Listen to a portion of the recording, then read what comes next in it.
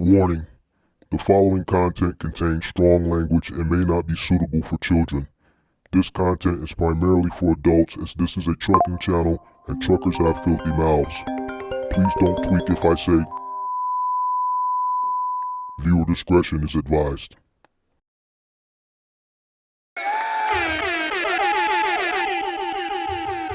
Sweet. What up? Make sure you hit the like button, subscribe to the channel. In need of commercial insurance for your semi-truck, box truck, or cargo van business, make sure you click that link in the description for Log Rock, official partner of the channel, up for renewal, looking for a cheaper solution next go around. Make sure you guys click that link in the description below for Log Rock. Come on in, guys. Make sure you hit that like button, subscribe to the channel.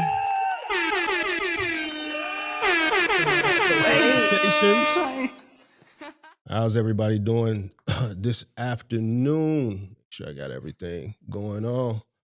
All right, boom. Sorry I'm late, but like I said, I had some contractors. They left about 1:15, 1:20, so I kind of postponed everything until the traffic and the noise died down in here a little bit. So I'm gonna cook up real quick. I don't know, man. I kind of want to get back in the gym today, but then again, I'm kind of scared, man. I don't know if I should give myself another day or two, but I think I'm gonna get back in the gym today, man. I'm just gonna have to go get a mask or something. See if I got some masks left around here from the pandemic. But come on in, make sure you guys hit the like button, subscribe to the channel, turn on post notification. There's a lot going on out here in these YouTube streets. Shout out to Rich from Chicago representing the crib in the building. Shout out to Crazy in the building. Shout out to Pippi. Shout out to the moderators in the building. Shout out to CTR Logistics. What up? Shout out to J Positive. What up?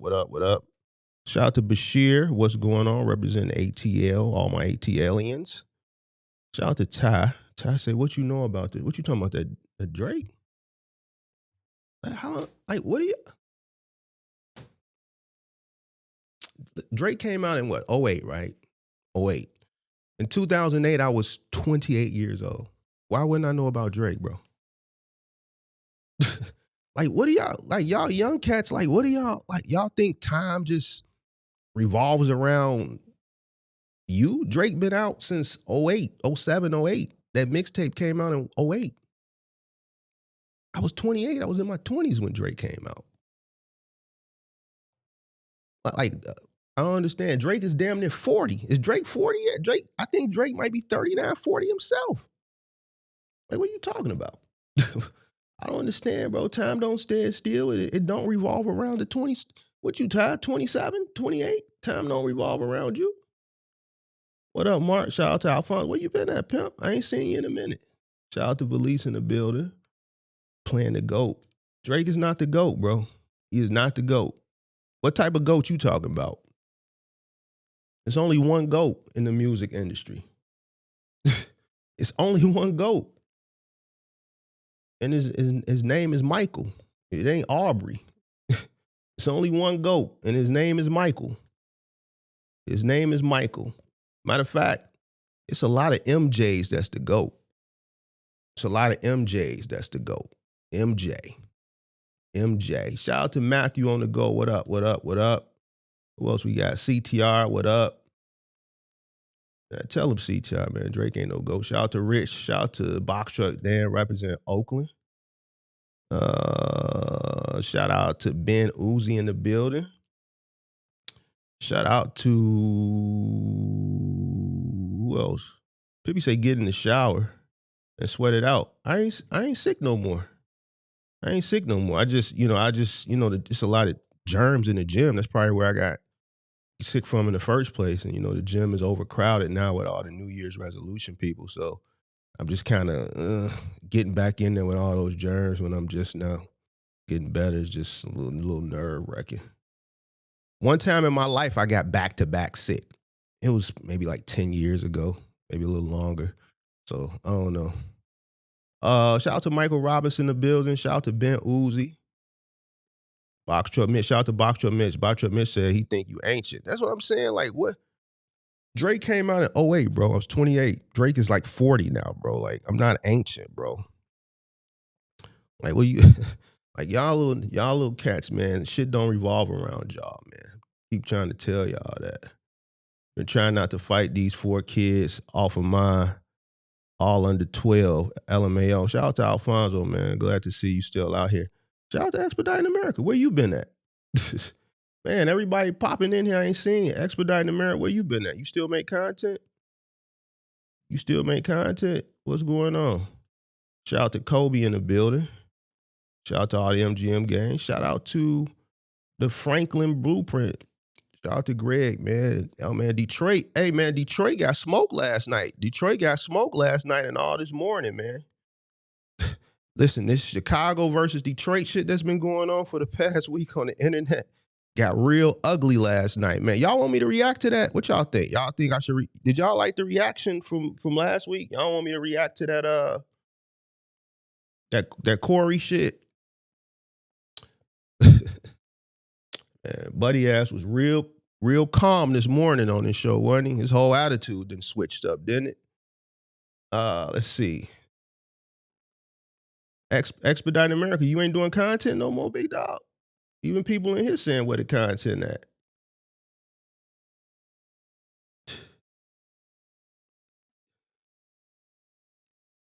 Where the content at, Expedite America? Y'all said, hell yeah, do it. Yeah, Corey got real. Hey, man, that's why I be telling people, look, man, this beef shit.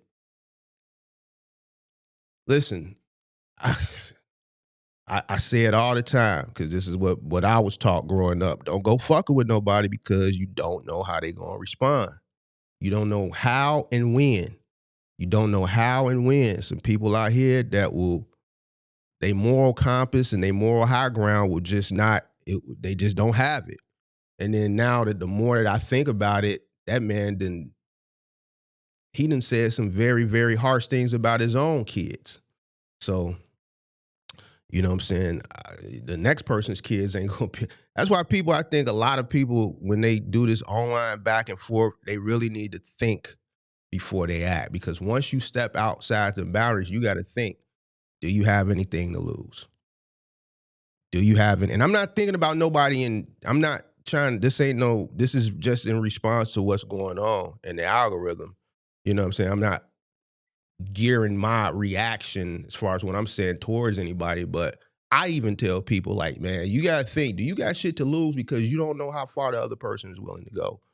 You know, now this guy got to pull his kid out of school this morning, all types of shit, bro.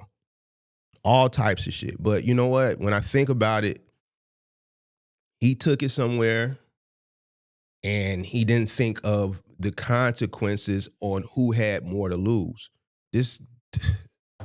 He had more to lose, clearly. He thought he had the upper hand until last night, boy. That shit. I don't think he gonna sue, bro. I don't think he gonna sue. If he sue, that's a sucker move. He can't sue. He can, because it's America, but you know, it's a sucker move. At the end of the day, he went on a 1-week celebratory, just, you know, he just was on a run. He was on a run. That man did a lot of things that, he just did a lot, bro. I mean, we all witnessed it. We all tuned in, you know what I'm saying?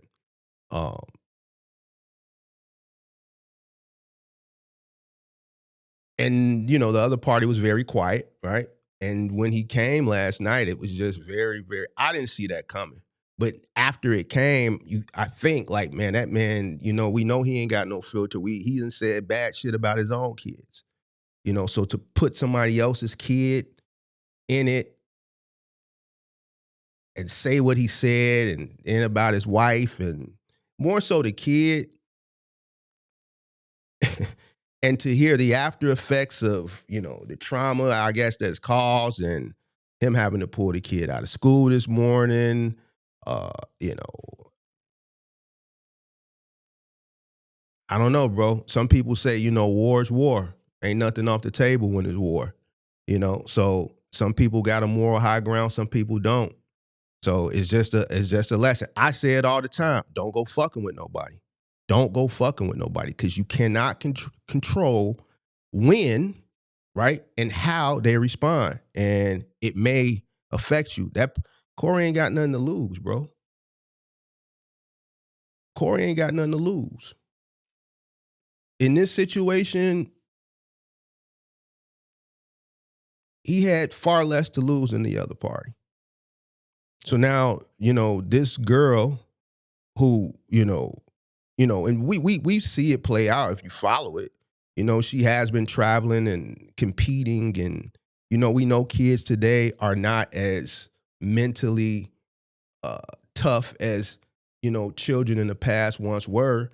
And something like this from a person who has a lot of influence, and then they plaster your picture up there and they call you ugly and they call you bees and all type of shit, and they're just tearing your father to shreds, they tearing your mama to shreds.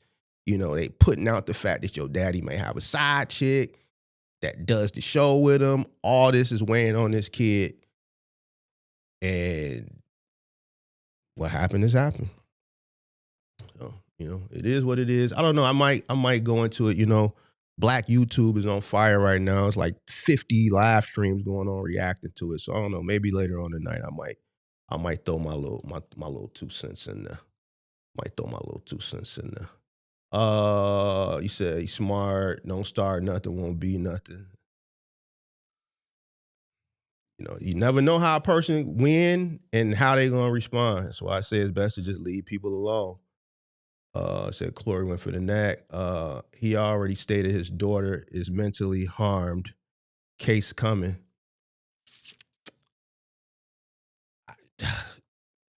I haven't had a lot of time to look into, seeing if he could sue for that. You know what I'm saying? But it's America. Anybody can sue for anything. Don't necessarily mean that he gonna win. But it's just like something I had on a live stream last week when we talked about business is war. What wins wars? Any wars is resources. What's the main resources you need to win a war? Is money.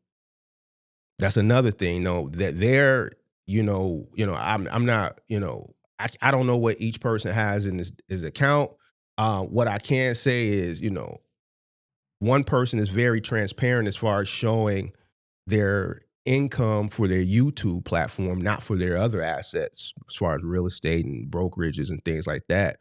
But one party is very transparent as far as showing their receipts, as far as the amount of money they make from their YouTube and their Patreon. So he does about $500,000 a month between YouTube and Patreon.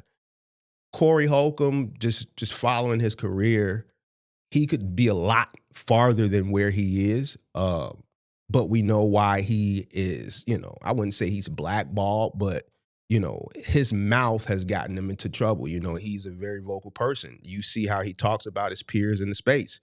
So, a lot of, out there in Hollywood, you gotta, what you gotta do.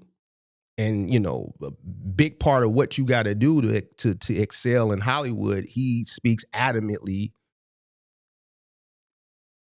in the opposite of that, right? And then on top of that, the people who are the gatekeepers out there, he has no filter about who he talks about.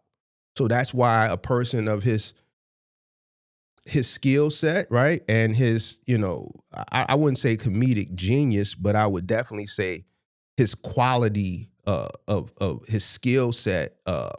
He's limited to these smaller comedy club dates. What is this? Corey left Chicago at 2000 to go to Hollywood to further his career. So he's been in Hollywood 25, 26 years now. So when he was doing comedy clubs here in the 90s, he been in the comedy game at least 4 decades. And this is where he's at. He has nothing to lose. Corey knows his career is where he's at. This is going to be the pinnacle of his career, where he's at. He has nothing to lose. We've seen him talk bad about his own kids. We've seen him talk bad about his peers. This is his climax. He's there. This is the highest he's going to get. He knows it. So nothing's off the table for him. So it's just what it is. You said you was just about to ask me about that. I might do a full reaction to it later on tonight if I'm not too tired. What's up? Shout out to Dayton, Ohio. You said the freestyle was fire. That shit was hot garbage. Shout out Expedite said change in life. Bubba stopped coming out with me and I got fired. Or you got tired of doing it solo. The Bubba was your dog, right? You got tired of doing it. Bubba was your dog, right? Plus, I'm about to get married, setting up a local regional moving business. That's why you come back watching Big Mark. You trying to get into the moving business. You got out of expediting getting into moving. Excuse me. Been coaching your girls' sons. Okay. You said what I said the other day, once it's up, it's up. Basketball team got burnt out in YouTube content, but we'll get back to it around April when I'm moving again. All right. Let's see. He said Corey Oldham said get dude off the screen. Shout out to Lou. Lou, where you been at? A lot of people popping in here today. Corey's emotional loud boy back in 2021. He told Zoe to ride Stephen A. Smith meet. Yeah, he couldn't take it when that time gave it that same smoke. I mean, now that it's happened, it's happened. I didn't see that coming, but when you process it now in hindsight, based on a week worth of content and the way, Ton kind of navigated these YouTube streets, even just popping up on panels of people he would probably never pop up on and just pushing it and pushing it and, just talking about the man, throwing the man on the bus, talking about him like a dog. I think just Corey just was patient, had enough time to process it and knew what he needed to do to just finish it once and for all. And that's what he did. And what he did wasn't nothing that you wouldn't even expect him to do. Like I said, this man done talk horrible about his own kids. Like, man, that motherfucker ain't got no filter, bro. So, Anton's whole attitude switched up this morning. You seen it last night when his show was live and other buddy show, like we was sitting in here, we was watching this shit. We was going back and back. He put his head down once them shit started coming up in his live chat. When he started talking about his daughter, you could tell he was looking at another phone and paying attention. And he took them glasses off and he never really paid attention to his own show again on that panel show. It was just a wrap. Kids, some people say kids is off limits. Me, I got a moral high ground when it comes to like content. Like, even when me and Kurt was going through it, you know what I'm saying? One thing that Kurt realized after it was all said and done, and he verbalized it when he came back, I guess we could talk about it now, the situation that played out with I'm not even gonna repeat it. If you were on, because he talked about it twice, once on this channel and then once on me and Wes's channel when they were getting into it with the whole, if you saw it, you saw it. I knew that information the whole time. And even when we were in the midst of the beef, that's why he said, Mark knew this shit the whole time and, he never divulged it. You know what I'm saying? And me personally, I just think I got man code. To me, if I would have put that shit out, all the shit that I knew, that would have broke man code. And remember back when we was in the heat of that beef, I said, bro, if I got some shit that'll just bury you. You dig what I'm saying? But, I ain't going to break certain codes for content. You dig what I'm saying?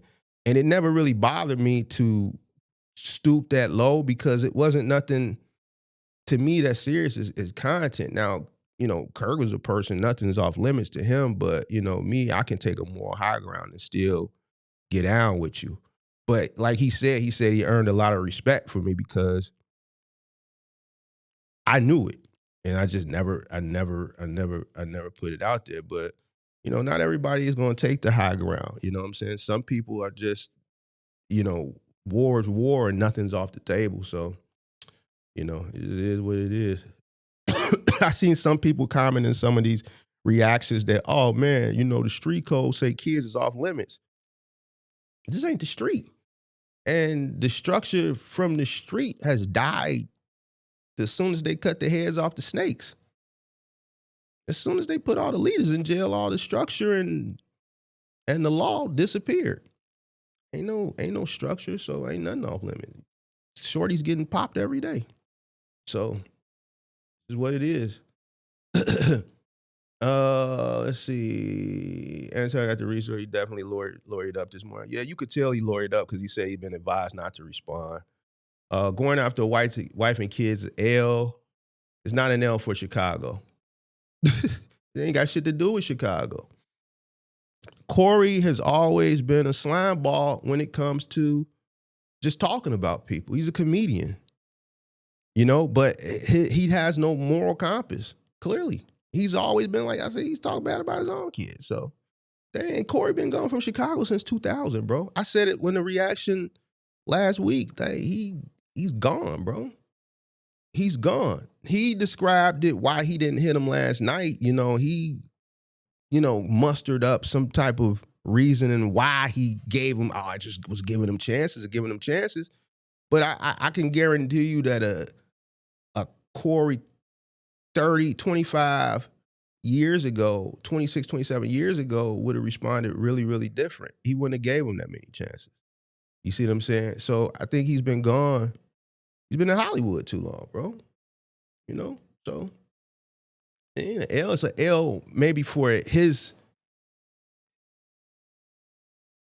his morals maybe, but they ain't got nothing to do with Corey been in Hollywood, chasing the Hollywood dreams since 2000 when he left the crib. Corey is where he's at because of Corey. So, Corey should have been, I wouldn't say Kevin Hart status, but he definitely should have been in the footsteps of like a Bernie Mac. I think that lane would have been clear for him, right? Especially after Bernie passed away. You know what I'm saying? To me, when they were, and I was in my teens then, but I used to hear the commercials, in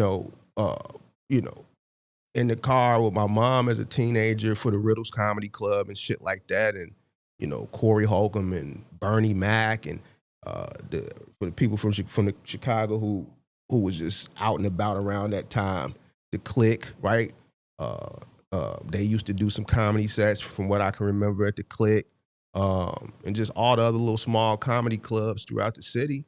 His name was buzzing then. That's why he left and went to Hollywood to chase that dream, but he just unfiltered.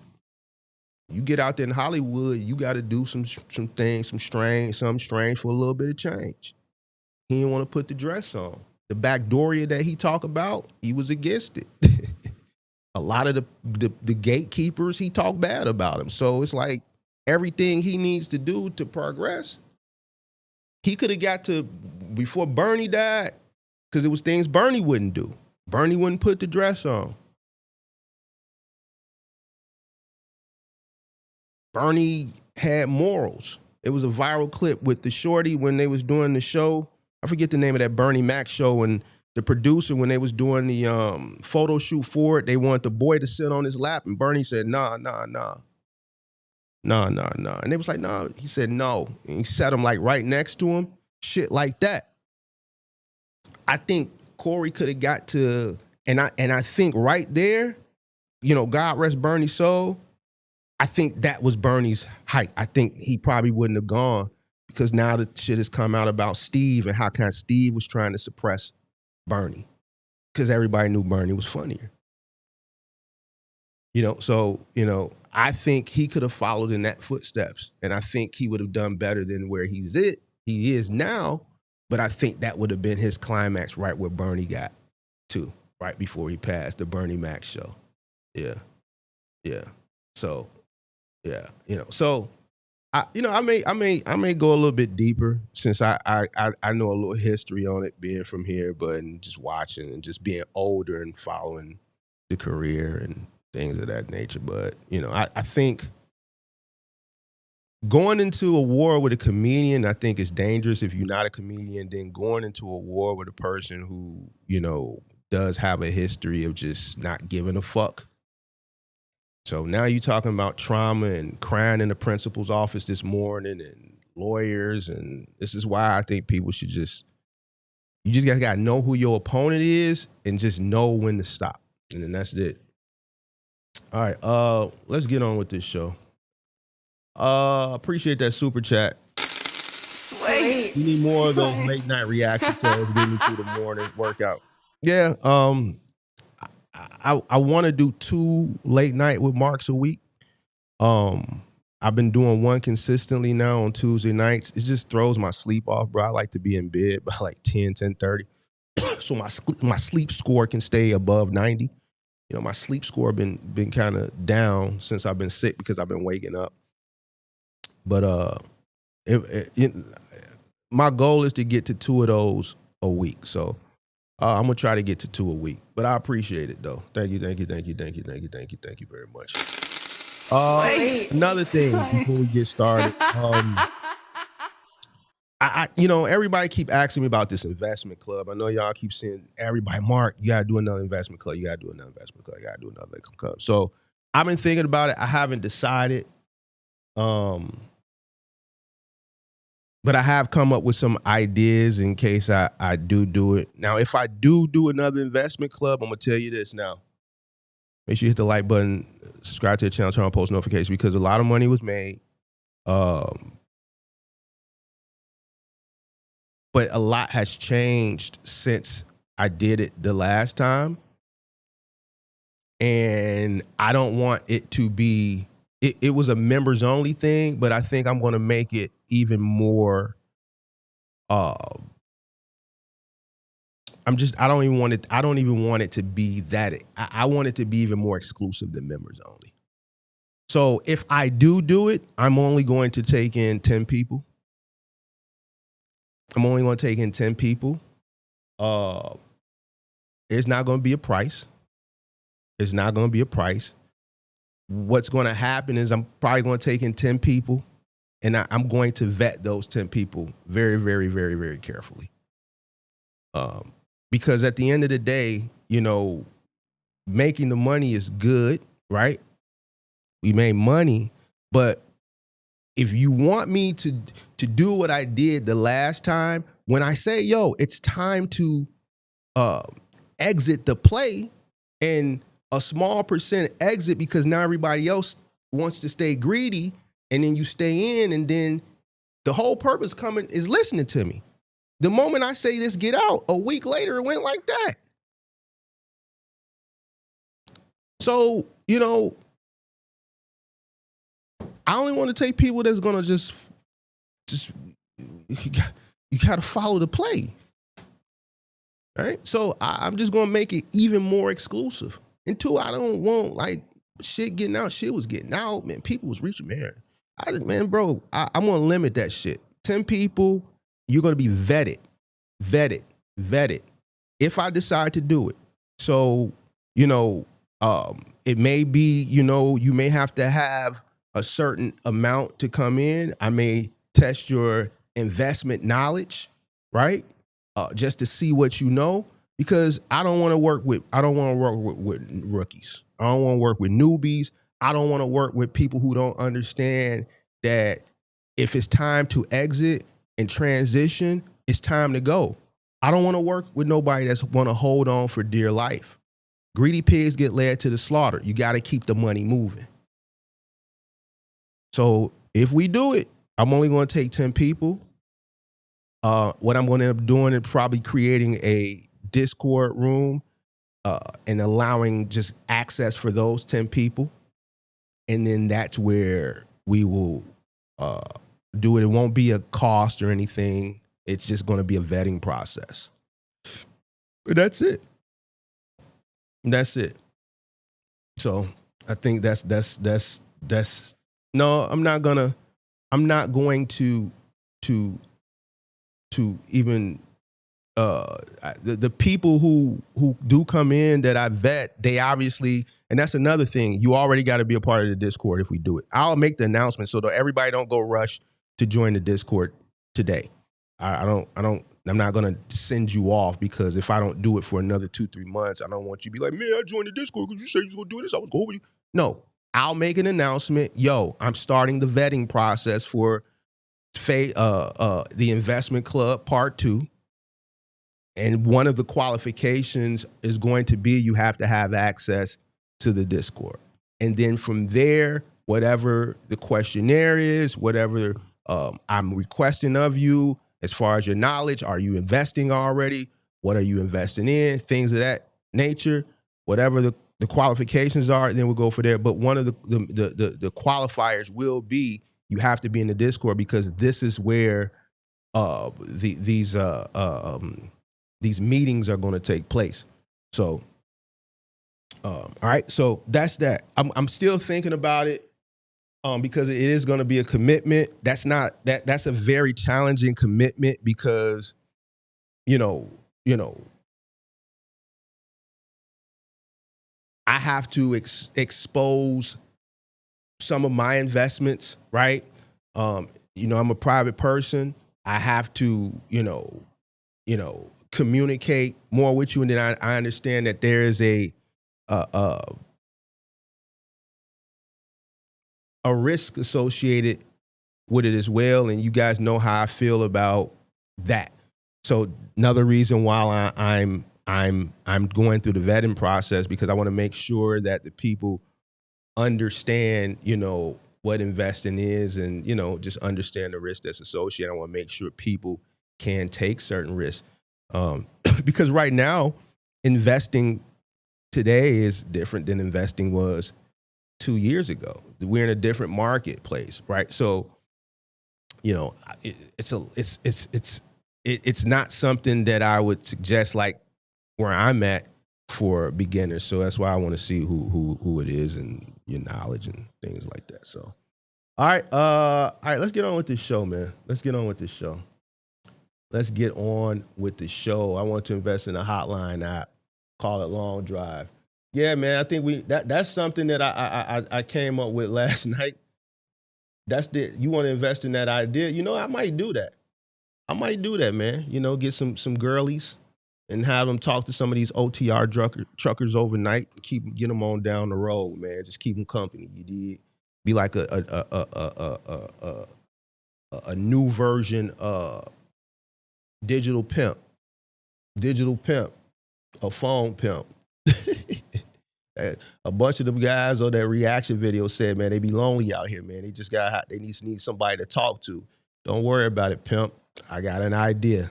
Just make sure you got $19.95 a month. You dig? All right, man. Come on in. Make sure you hit the like button. Subscribe to the channel. Y'all post notification. All right, boom. So boom. We ain't did one in a minute. I got a comment, bro. Like in the middle of the night from that actual reaction video. And I won't say the comment was ignorant, but it just shows that people love placing the blame. They love placing the blame. And, this happens a lot around this time of the year. A lot of blame gaming. And we just want to go ahead and respond to this and kick some game to this individual and other people who like to, because I see this shit a lot. Excuse me. Let me pull this shit up. Let's pull it up. I don't know if y'all can see that, but it should be big enough. Trucking was good until a lot of Black Americans flooded the industry in the late 80s and 90s. Then they changed the game. Immigrants, I saw the change, making it damn near impossible to get your own truck. Back then, we was just a little too happy. You dig? See, I don't know if I did my research. On the person. I've been out here since 1999. Talk to me! Exclamation! Now, whether this person is a jerk or not, who knows? But there's a lot of things in this comment that we hear all the time. So now is the time to talk about it. There's a lot of ignorance in here, clearly. I don't understand why people think immigrants and Black people had anything to do with the decline of trucking, but it absolutely did not. So let's have a talk about this and maybe have a little conversation afterwards and then get out of here. So let's translate this comment. Let's translate this. This is what I think he means. I watch trucking get harder. I watch ownership become more expensive. I watched competition rise. I watched rates get tighter. I watched people struggle more.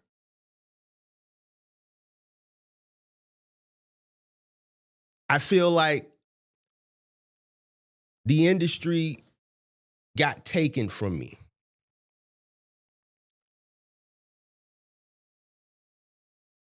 What else do I get from this guy's comment? Let me pull it back up.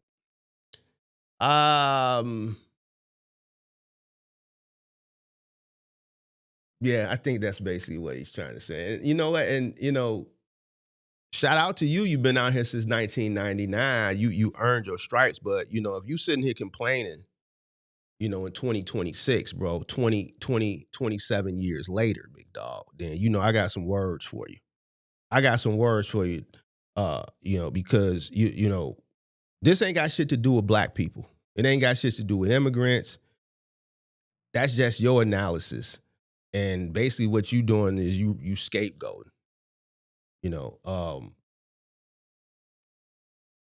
People blame groups because they just don't understand business.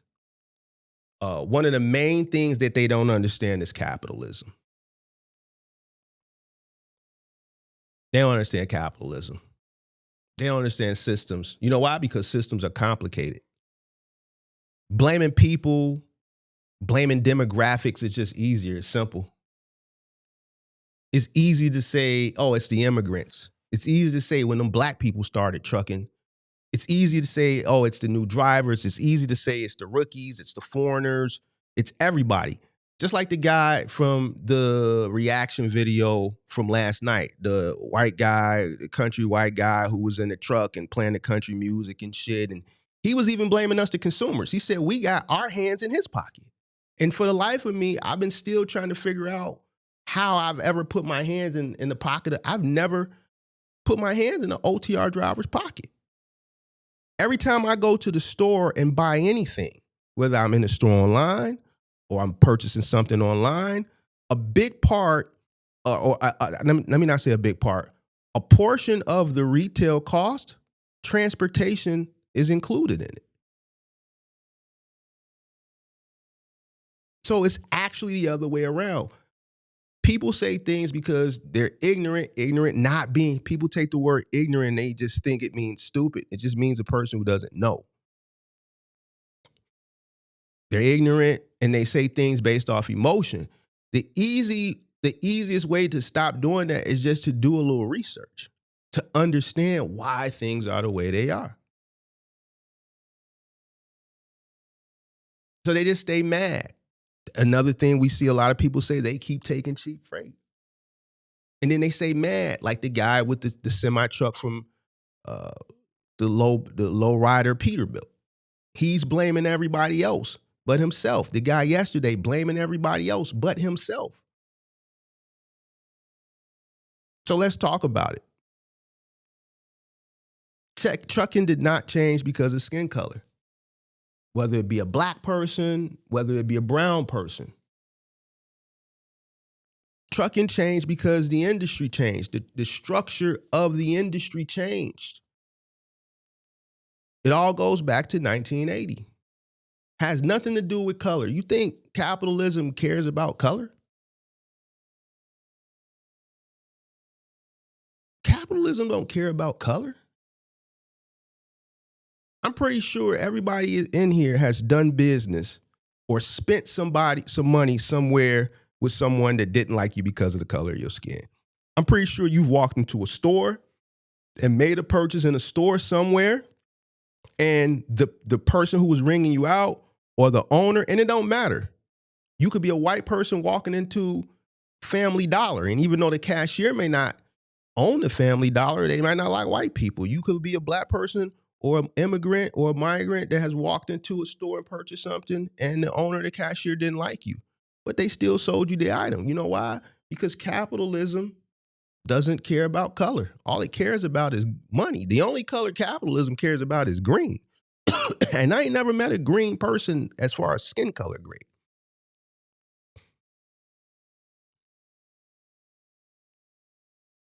Okay, Tommy Hilfiger was an idiot, but guess what? We still wear Tommy Hilfiger. We still wear Tommy Hilfiger. To be honest with you, a lot of these. Hold on, and let me go to that. That's that you brought something up.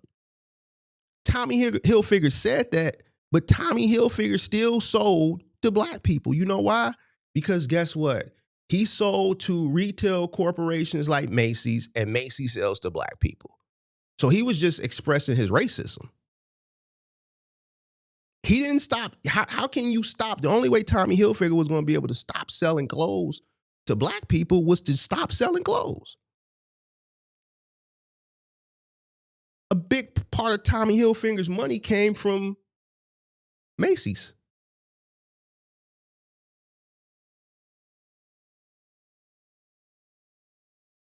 And Macy's sells to black people.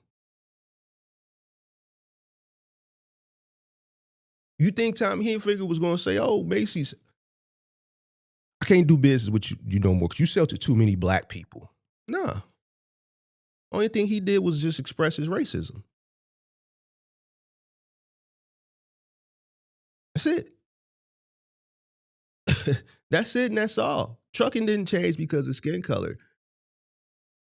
The industry changed. The structure of the industry changed. Deregulation created a free market.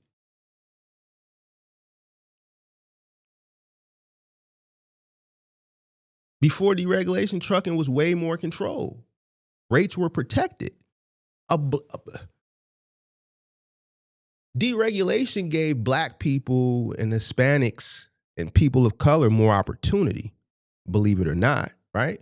Because to be honest with you, prior to deregulation, most black people and Hispanics and people of color, even immigrants, for the most part, didn't have the capital to acquire the routes.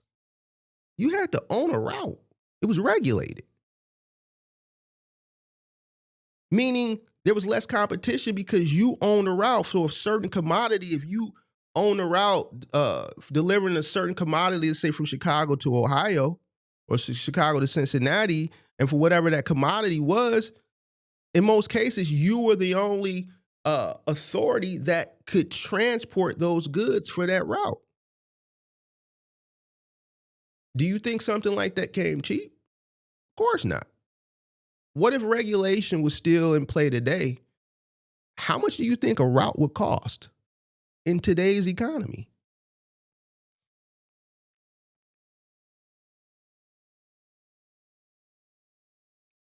The market was more stable prior to deregulation. After deregulation, more carriers could enter. Rates became more competitive. What happens when competition comes in? Rates go down. Talk about it all the time. Shippers gain leverage. Brokers become powerful. The race to the bottom that everybody talks about started in 1980. And it had nothing to do with black Americans or immigrants.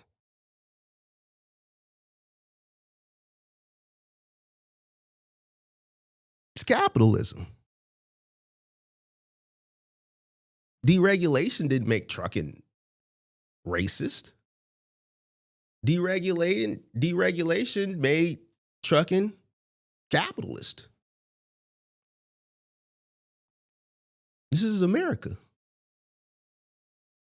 Capitalism don't care who you are.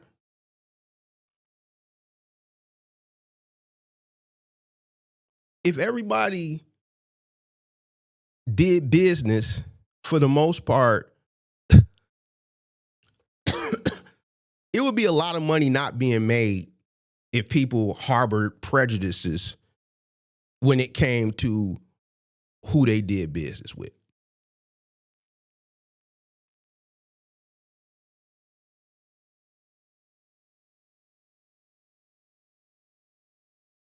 Capitalism don't care what color you are. Capitalism cared. The only thing capitalism is concerned about who can operate the cheapest and who can survive the longest. How cheap can you operate and how long can you survive?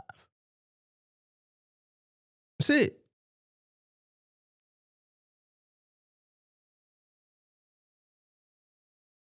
That's it and that's all. It's crazy to me. And you know, we did a whole thing on capitalism like the year before and then last year. And you notice I just stopped talking about capitalism because I realized It just goes too far over people's heads, right? And I the whole cheap freight thing, I stopped really pushing that because I just realized the ignorance is here to stay and it's never going nowhere. The ignorance amount, it mirrors the failure rate. The ignorance amount, it mirrors the rate of people that just complain that can't figure shit out. It mirrors the people that's been stuck in the truck and I've been trucking for 30 years, 25 years, and since the 90s and shit, and they complaining now. So then we can ask the question, what the fuck you been doing for the past 30 years? So when it was good, what were you doing then? Why weren't you allocating appropriate money correctly? Where's the experience and the knowledge? Why didn't you hone your craft? Why didn't you understand the business that you invested in? Let me tell you something else. This is going to piss some people off. See, people don't want to hear this shit. Notice the shit that really shapes the mind for a business person. People come in, and then when they hear words like capitalism, things like that, they understand, people start to leave. And then we hang right around that 60-person mark.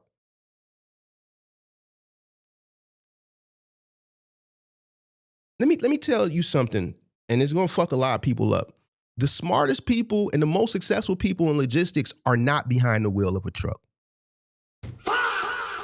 I really just, it's funny to me how people, like truckers, like behind the wheel truckers, they complain about everybody. They complain about now they're complaining about the people that, if we stop buying, listen what this guy said yesterday. This is how ignorant this fucking guy is. He says, we have our hands in his pocket. The only way we got our hands in your pocket as consumers is by not buying. That's it. Because everything that we buy, transportation is included in the cost. Where we fuck you up as an OTR trucker is by just not spending money at all.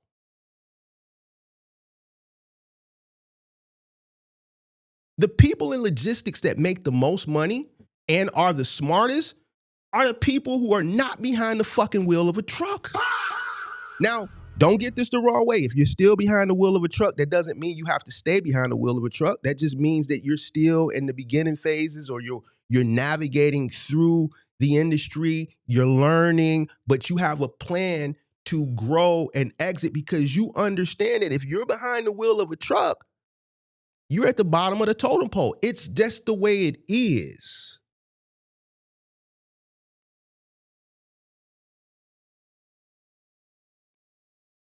Just the way it is. So what are you going to do about it is the question. It didn't take me long. And I came in as household goods, dealing directly with consumer, so on and so forth. But then once I started the final mile business, like I never complained about these 3PLs. They were taking 45, 50, 55% off rep. It didn't concern me what they were taking. Just with the 50% that I was getting, can I earn enough to make it worth my while? If I could, great. If I didn't, okay, we just don't do it, or we'll stop doing it, or we'll find something else.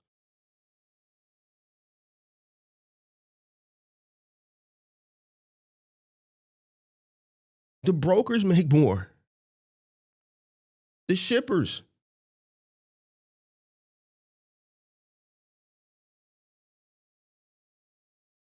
Shit. Everybody, like most people that are in trucking that are not behind the wheel, even a person who operates a trucking company at scale that's not out in the field, they were smart enough to understand this industry to the point where they could scale up 5, 6, 7, 8, 9, 10, sky's the limit trucks and sustain it. They're not out on the truck.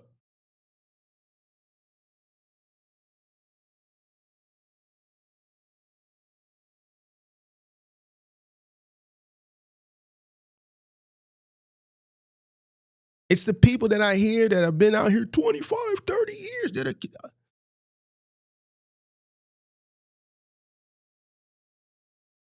What did you do wrong? You fucked up somewhere. Somewhere down that 20, 25 year, 15 year, 20 year line, You fucked up somewhere. That's the truth. That's the truth. I'm not, see, Big Mark just gonna be the person, just be honest with you. You ain't gonna like it, but it's the truth.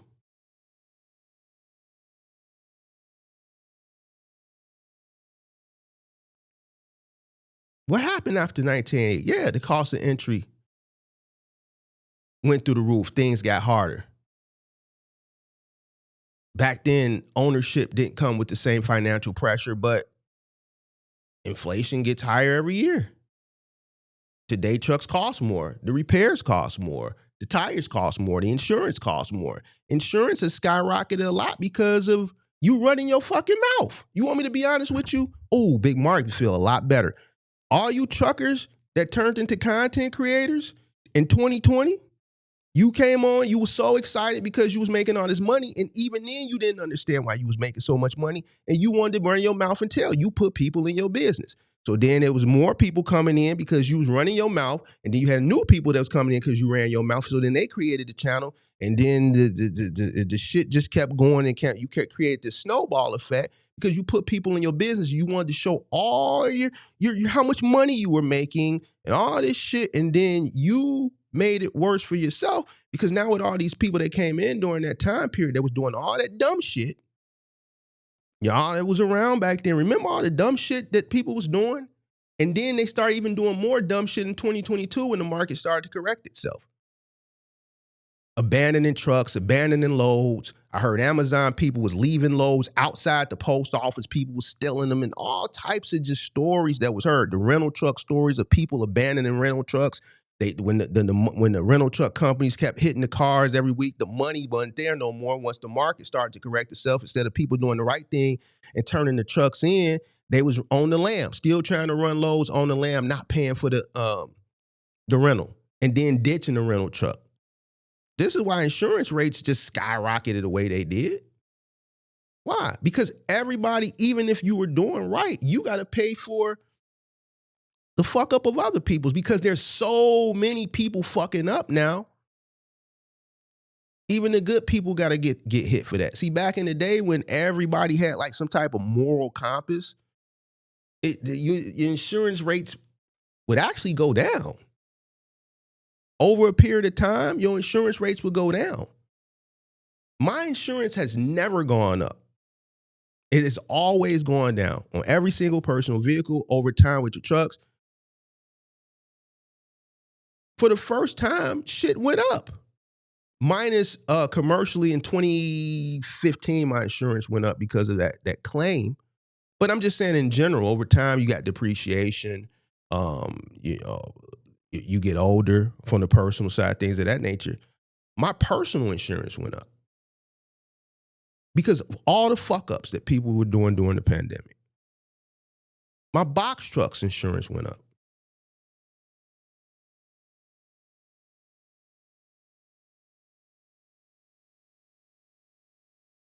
Compliance costs more. There's fuel swings. Hold on a second. I don't like that. Give me a second. I don't like how my I gotta fix that. I gotta fix that, bro. We gotta make sure our show is right. We gotta make sure our show is right. Hold on.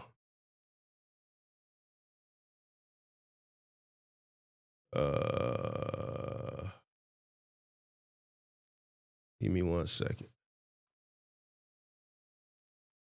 Let me see.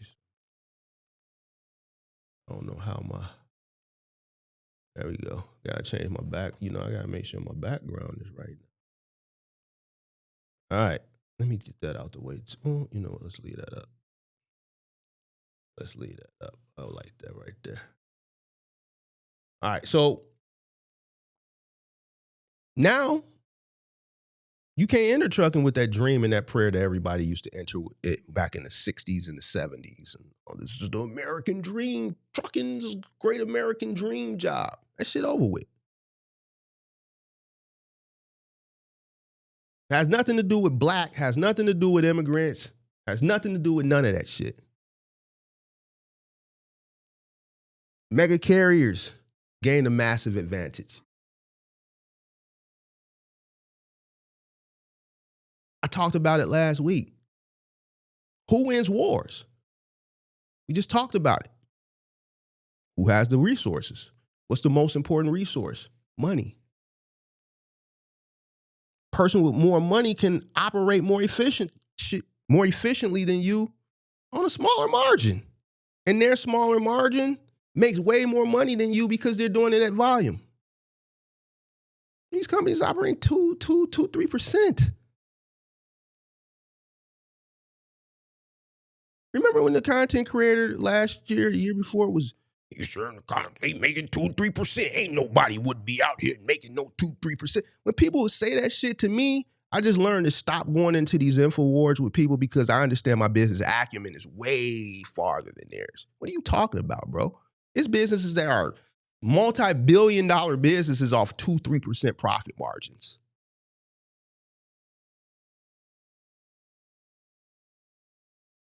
What are we talking about, bro?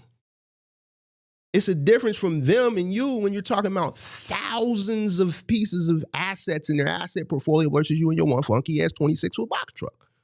What are we talking about?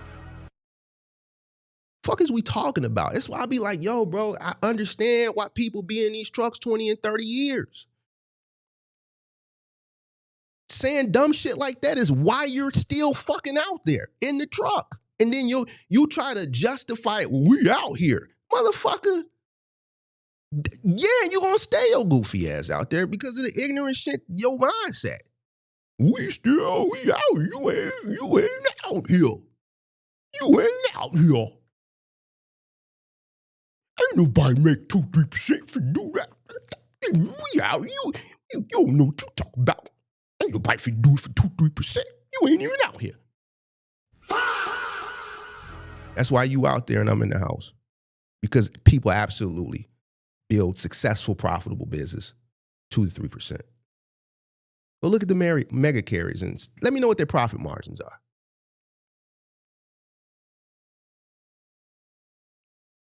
That's why I just stopped arguing. Remember I said I was going to stop arguing with ignorant motherfuckers? And that's why you don't hear me talk about capitalism, things like that no more. Because I just realized, yo, these motherfuckers ain't that bright. And you can't educate certain motherfuckers. You ever heard the term, a motherfucker be like, man, some people just gotta stay where they at. Y'all ever heard that, man? Mark, some people you just gotta let them stay where they at. Like Buddy ass out there in California. Buddy ass out Mr. Tendernism. I think he one of them type of motherfuckers, you just let him stay where he at, bro. He don't want to be saved. The lawyer brother done brought the trademark for him, tried to give it to him, he told him no. You know, some motherfuckers don't want to be saved, bro. Some motherfuckers, you just gotta let them stay where they at. The owner sat up next to him and talked about when I met him, he didn't have nothing. What does that got to do with anything, bro? What does that got to do with anything? The fact that when you met him, he had nothing. Some motherfuckers just gonna tap dance. They gonna shuck and jive. You dig? Because they not educated. And then when you try to give him something, the brother lawyer bought the damn thing to protect him because he knew this was gonna happen and tried to give it to him. He told him no. Some motherfuckers, you just gotta let them stay where they at. That's why I stopped talking about certain things. That's why I stopped just saying, just dealing with it. Let these motherfuckers say where they at, bro. We need them. We need them right where they at.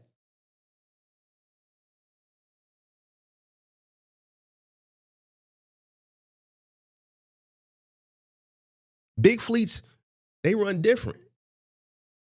Do they care about Black Americans and immigrants and shit like that? No, they put people of all different races, ethnicities, cultures, creeds in these trucks.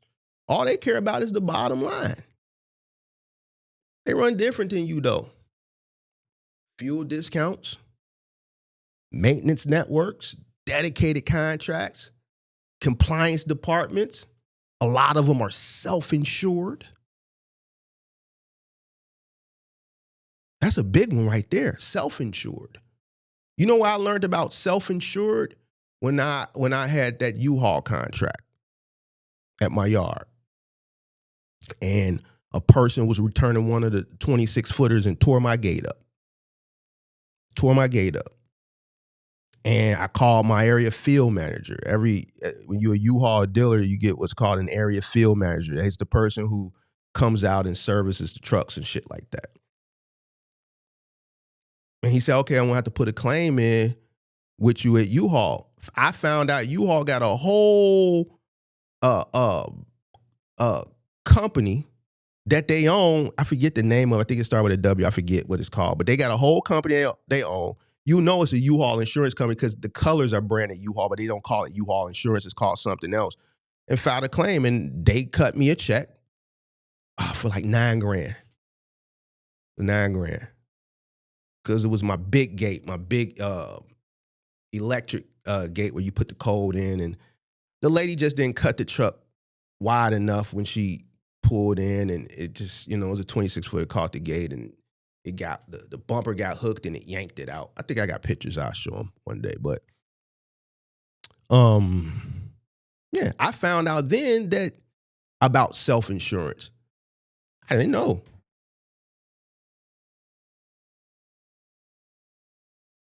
Broker leverage increased. After that, more freight became broker controlled.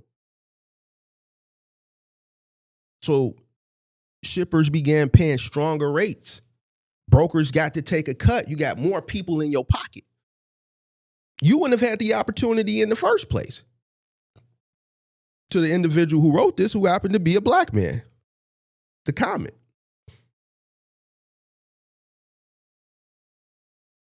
The shit rolls downhill. The carriers are fighting for the leftovers. The shit rolls downhill. The drivers are taking all the risk. To be honest with you, when I hear people complaining about middlemen, you always hear me say it, and some of you guys get mad, but that just even more shines a light on your ignorance. If I can make 50% off of you with none of the risk for just connecting a dot and doing a little paper shuffle, why would I want to go out there and take 100% of the risk for 50% of the money?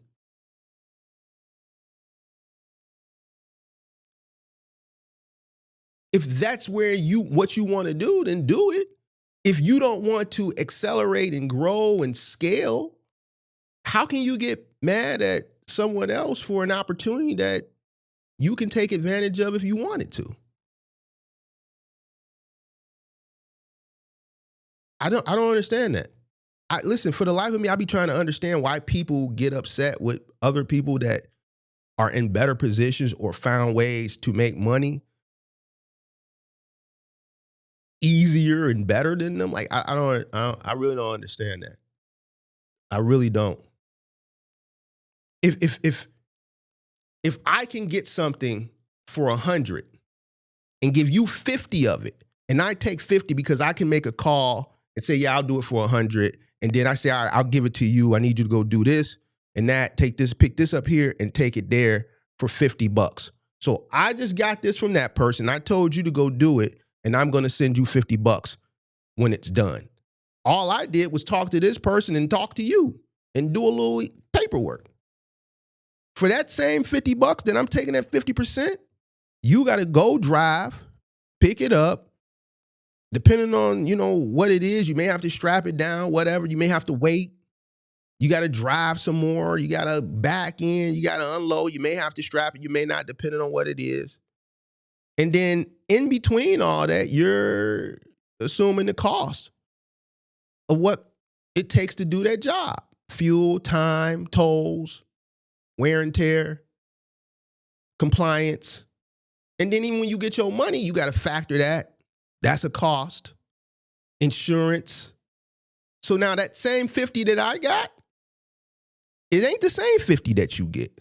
That 50 that you get is now 7 or 8 or 10.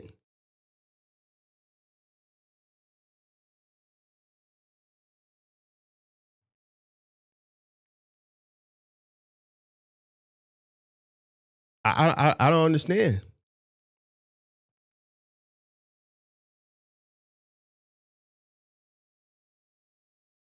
social media is continuing to create this delusion for people to say stupid shit like this. Even people of the same ethnicity are saying dumb shit. This is a person of this, one of these ethnicities or whatever, races or whatever. It's fucking ignorance.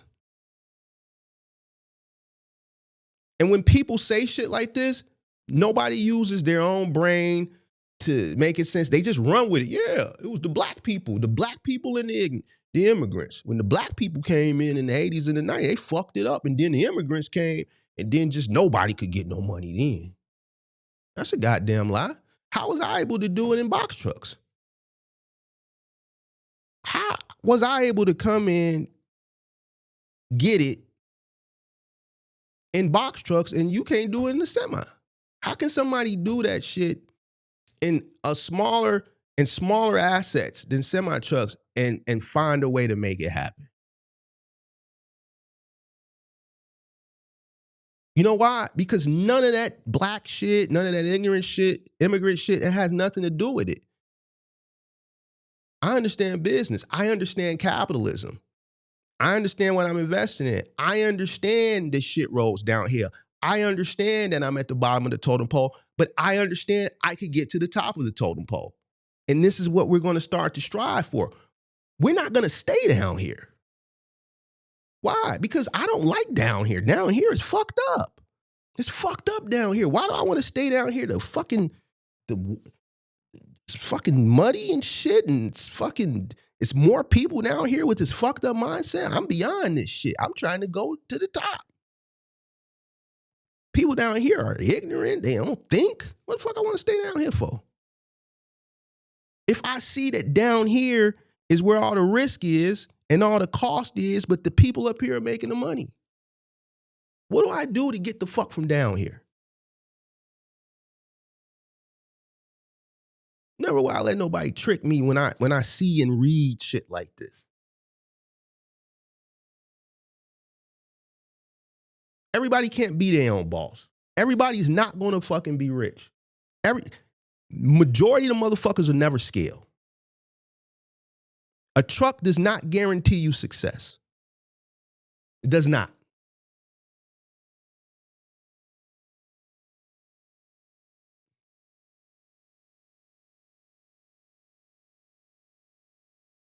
This industry is going to continue to get more crowded over time. It's been getting more crowded and more crowded over the decades. That's not personal. It has nothing to do with being black or being an immigrant. That's just normal.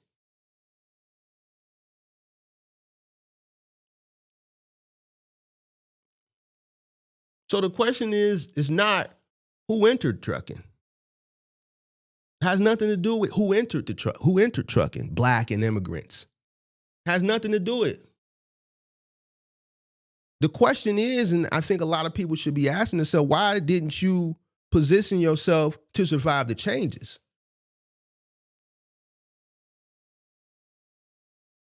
That's the question that you should be asking yourself. Why? And when I see these guys, the 20, 30-year guys complaining, like even the older guy that started crying in the reaction, my question is why didn't you guys do anything or position yourself to survive the changes? Why did you sit and get behind the wheel and just start moseying and just think that shit was going to stay that way forever? Nothing stays the same. Nothing. And we get people coming here, Mark, with this doom and gloom. It's not doom and gloom. It's just what it is. Like, it really, really upsets me when people come in here of age that say, Mark, you with the doom and gloom. Bro, motherfucker, you 40, 50 years old. You live long enough to see nothing stays the same. The reason why you're in here complaining and watching me and we're the same age, we're peers, we should be equal when we're not, is because of the mindset.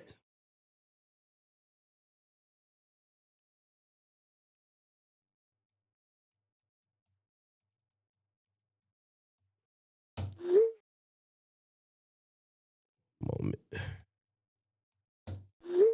The mindset. Nothing stays the same.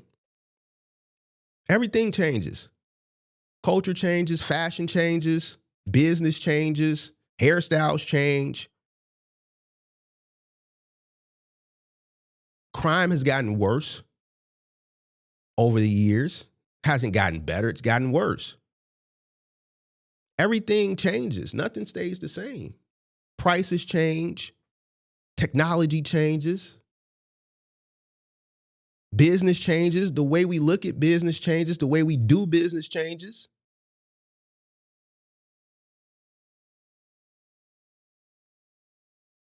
Why didn't you position yourself, business person? If you ran trucking through the easier areas, you should have paid off equipment. You should have cash reserves. You should have property. You should have a yard. You should have infrastructure. You should have relationships. You should have a plan. How did this black motherfucker from the southeast side of Chicago, who went to public school, who didn't go, who lacked resources, no rich uncle, no rich granddad, poverty,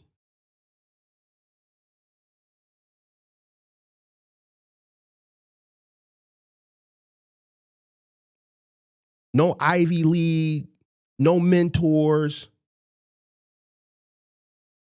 none of the shit that people who come from entitlement and affluence, who get that push.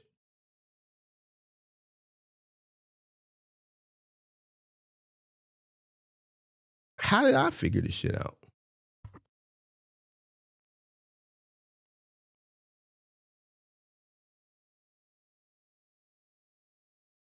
I started with a 2002 Chevrolet Avalanche in a back against the wall situation. And just as I worked through that, light bulbs just started popping, just kept popping, and just kept popping.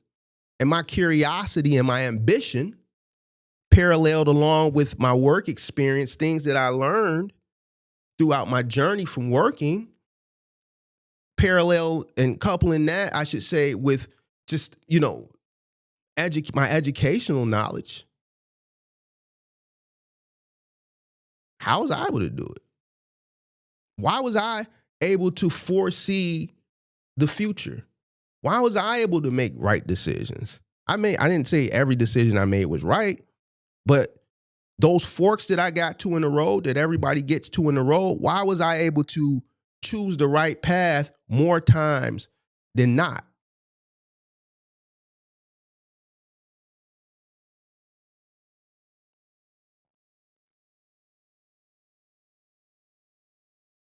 It wasn't luck.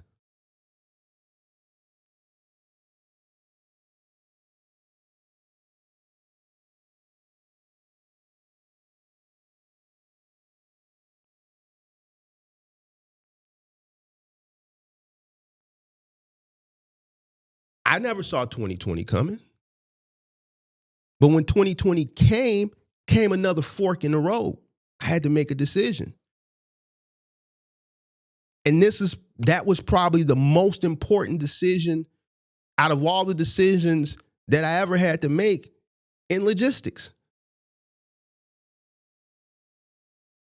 But when 2020 did come and I made the decision, I was pretty much sure that what's going on today was going to happen. And that was just based off of understanding economics.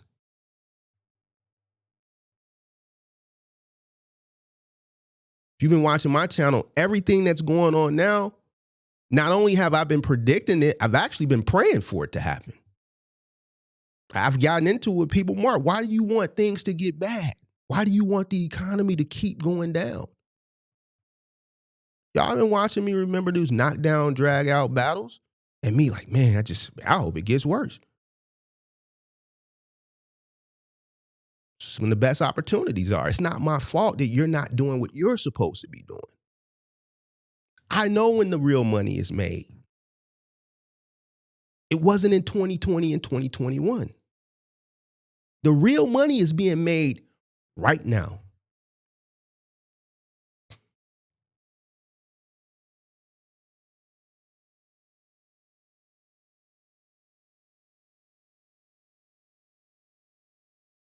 I want people to continue to do stupid shit and say dumb shit. And follow trends and follow people that are leading them astray and continue to be consumers. I'd rather buy your shit when you're desperately selling it, because now I can sell it back to you, or I can sell it back to an uneducated fool for 20, 50 times the amount when the economy does get some type of upturn. And I can be patient.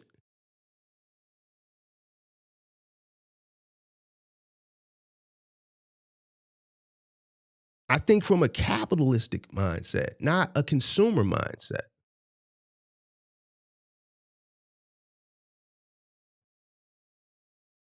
And I'm black. So you can't say, oh, the black people did it, the immigrant did it. No, there's plenty of black people out here that are smart and intelligent. There's plenty of immigrant people that are smart and intelligent. Black and immigrants have nothing to do with why you are where you are in trucking, especially if you've been around 20-something, 30 years.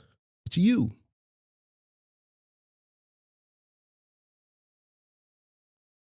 The industry didn't beat you. The people that came into the industry didn't beat you. Your preparation or lack thereof is what beat you. Your lack thereof of understanding what you invested in beat you. Your foolish decision making beat you. You not understanding that nothing lasts forever and being prepared for whatever storm that's going to come, that you know is going to come, especially if you a 3 decade vet, beat you. Not holding yourself accountable. Not looking in the mirror and saying, my stupid ass, my goofy ass. I knew I should have just paid the truck off when I had the chance, when I had the money, when the loads was loading, because now I'm trying to figure out, okay, bet. You've been out here since the 90s. You ran it up in 2020, 2021, and part of 2022. What happened? Where the money at? Where it at? Where it at? I was watching content when I started creating content in 2022. I was watching all the toe piglets and all these guys. Where all that money go? Where it at? All right, what was the one content creator that bought the $500,000 house or whatever? All that shit, where it at? Because motherfucker was buying shit back then. Where it at? Buddy ass went and bought the lowrider semi truck. Where it at? Where the money at?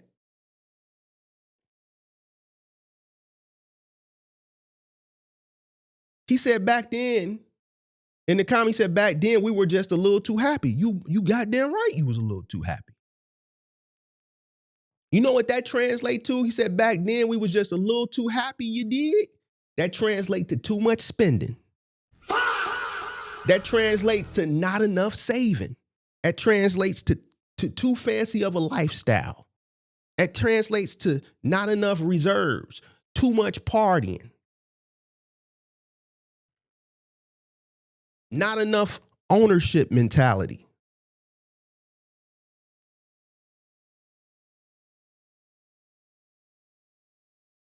Businesses and trucking businesses don't fail because they didn't make money. Don't no business fail because they didn't make money. They fail because they didn't respect the money. They don't respect the bag. You got to respect the bag. You got to respect the bag.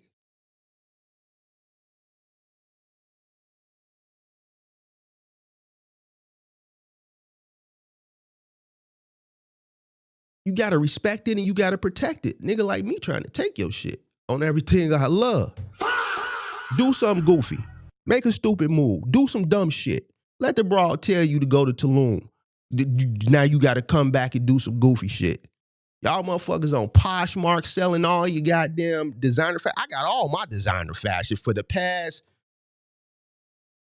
15 years, I could go pull the old Balenciagas out, still in mint condition. The old Giuseppe's with the gold buckles. I still got all my shit. I ain't never finna go to Poshmark and sell my shit. The old Gucci. I got the cursive Gucci, the old double G Gucci. I got all that shit. I got everything up until this point today. It get to the point where niggas got to go sell all that goofy shit because you couldn't afford to have it in the first place, pimp. So I asked, now you talking about you been out here since then? Yeah. You got a little bit too happy? Yeah, because you spent money that you didn't have. You didn't respect the bag.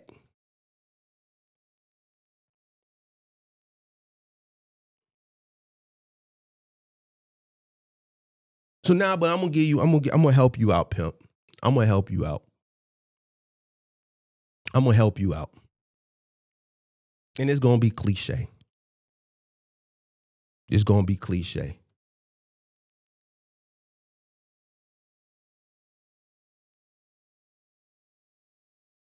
You gotta have working capital. You gotta know your cost.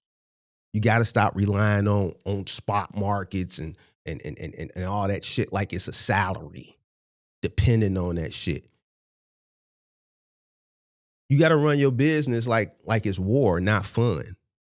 And not like run it like it's a game, like Buddy was saying the other day. I don't got no game. I ain't got no game for you. Game, you don't hear words like capitalism. I've never seen a capitalistic board game. Maybe they got one. You know what? Monopoly.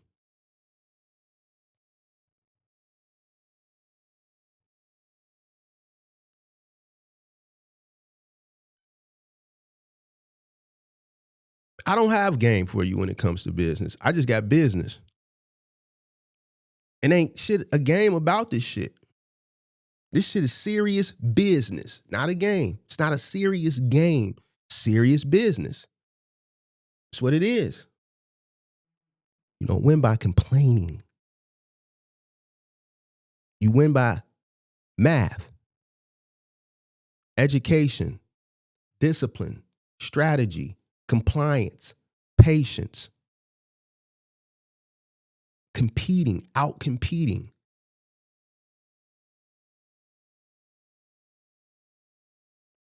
Ignorance is never going to stop, as we see. It's never going to stop. We need people to stop being ignorant and start making better decisions as it pertains to business. If you're not going to go above and beyond to do what you need to do to ensure that you're going to be successful as it pertains to business, then stay at work.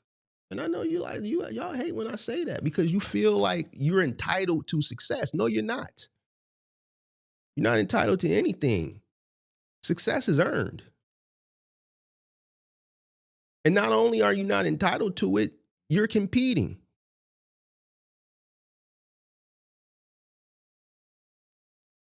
Why should I just let you run over me? Why it shouldn't be the other way around? Why shouldn't I just take your food?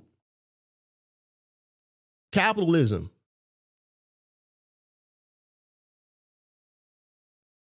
Buy for $1, sell for $2.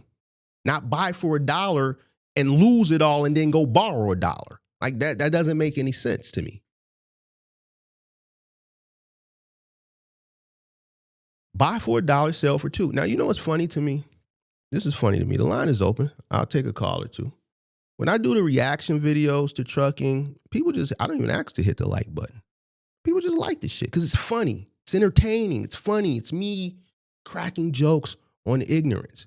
But when I'm cooking up, the like button is it's like a struggle. It's like a little struggling trucker, like the buddy that left the comments, like him, just struggling, just the struggle button.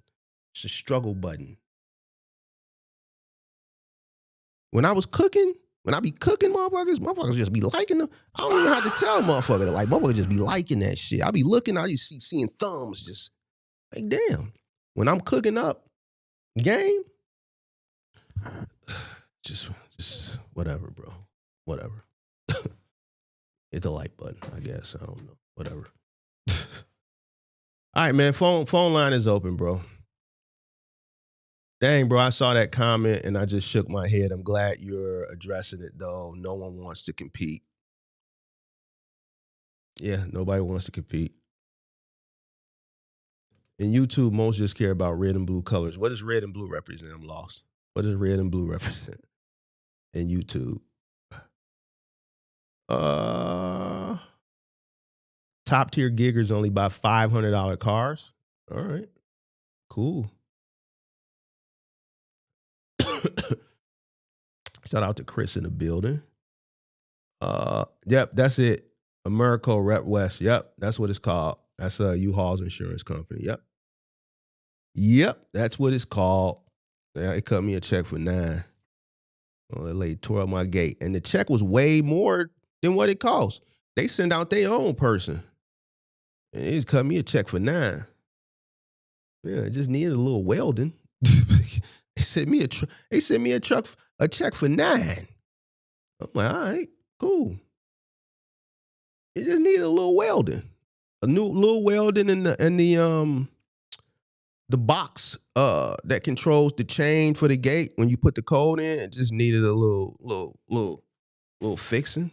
Shit wasn't nowhere near 9,000, but shit, we'll take it. He took that 9. Sosa says, speaking reality with conviction and its pinching nerves. But no lies detected, bro. No lies detected. Here's one of Sage's people. I saw him commenting and her commenting the other day. I just ignored it. But let's pull this out.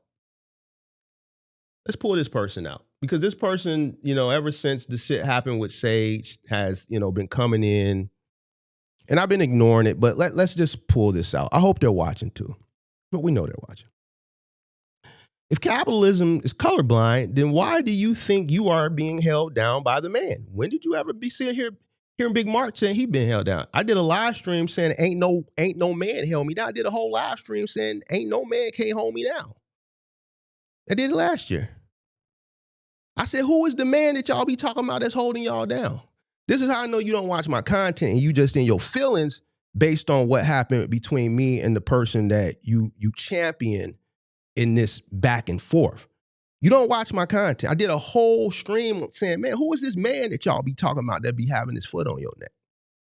See, you weren't watching me, or you don't watch me. You're here now to disrupt. Ain't no man, Big Mark is up. You want to go portfolio for portfolio? You want to go asset for asset? I can show you ain't nobody put their neck on Big Mark. What you want to do? You want to play the game?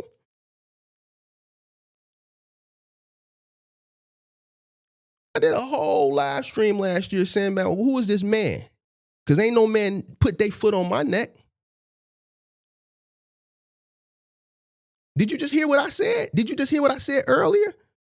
What did my black ass from the southeast side of Chicago do what most people can't? With shit against them, with shit stacked against them. Went to public school.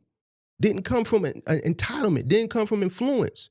No rich granddaddy, no rich uncle. Started with a goddamn pickup truck. So what the fuck are you talking about? Matter of fact, link is pinned. Matter of fact, let's do this. Because I want to talk to a white person. I want to talk to one, since this person is here and they trying to start trouble. I hope they white. You know what I'm saying? I hope they white, because this person has been going, and after this, if they don't come up, we just going, you know what we going to do with it? Tell me where I said that. Tell me where I said a motherfucker got their foot on my neck. I make money off of white people. There's a lot of white ignorance too.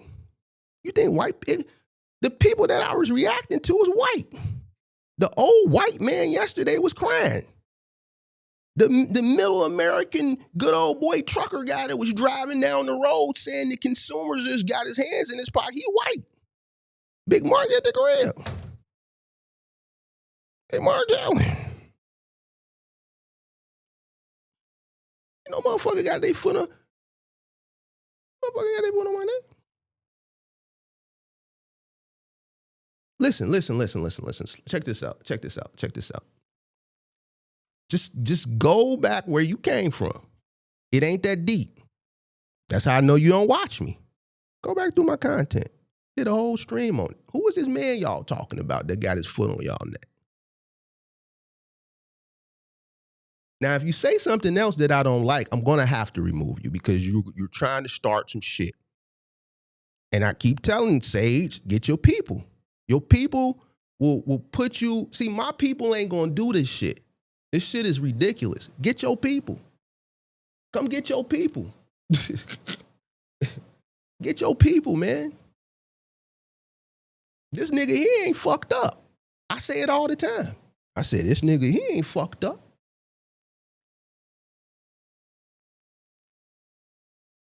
Now what?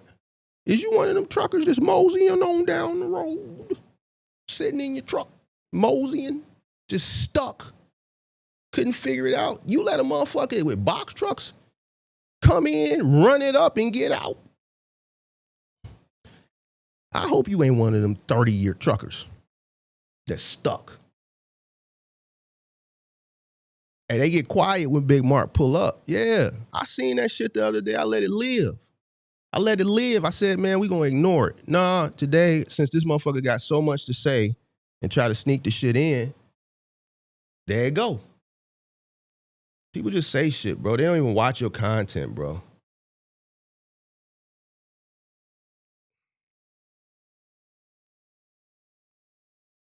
All right. Now that is done, fuck you talking about the man. Ain't no man can't do nothing. Shit, it was just some men that left here. They was some Polish men. You know, let me tell you what, when the people come into the crib or they come out to properties and shit, and I'll be like, I'm the owner and shit like that. Or when they used to come to my office and shit at the yard, let me tell you how the white people, when they come in here, this was, they come in here because they come in, you know, whatever it is I'm getting done, you know what I'm saying? They come in here, they be like,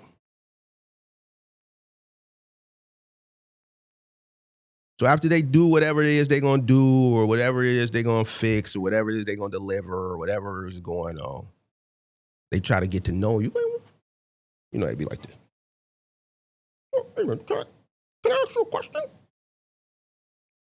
What do you do for a living?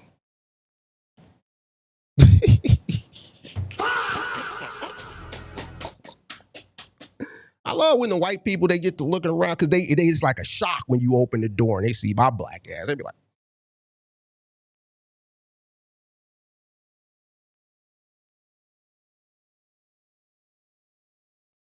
you mind if I ask you a question? What do you do for a living?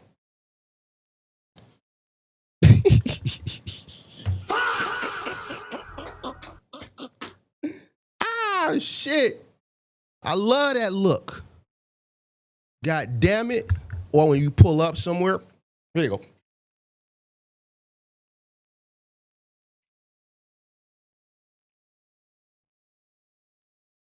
Man, that's a nice car. What? You know, they nosy too. They want to know. Hey, what do you do for a living? Look, hey, look.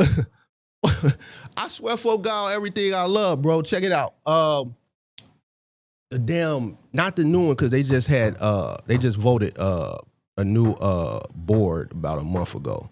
But the president of the board of my condo association, I don't go to condo association. I don't go to meetings. I stopped going years ago, right? So I own a few parking spots in the building, right? So I don't even come in and out the main door. I come in through the garage, right? So I was going to an Uber maybe about 2 months ago. And I'm waiting in the lobby for the Uber to pull up. And one of the garage doors was malfunctioning. The garage doors now got the reader. So they got rid of the fob and the remote years ago. So now it reads your plate and then the doors are open automatically, right? So you got to register your shit like when you buy a unit or whatever. So I saw, that it wasn't opening. So I told her when she got out and she came, I said, well, I'll just manually open the door from the button on the inside, and that way you can pull it in, because by the time I think the software is acting up or whatever I said, the tech is messing up. I'll just open the door, I'll hit the button on the inside, then you can just pull in.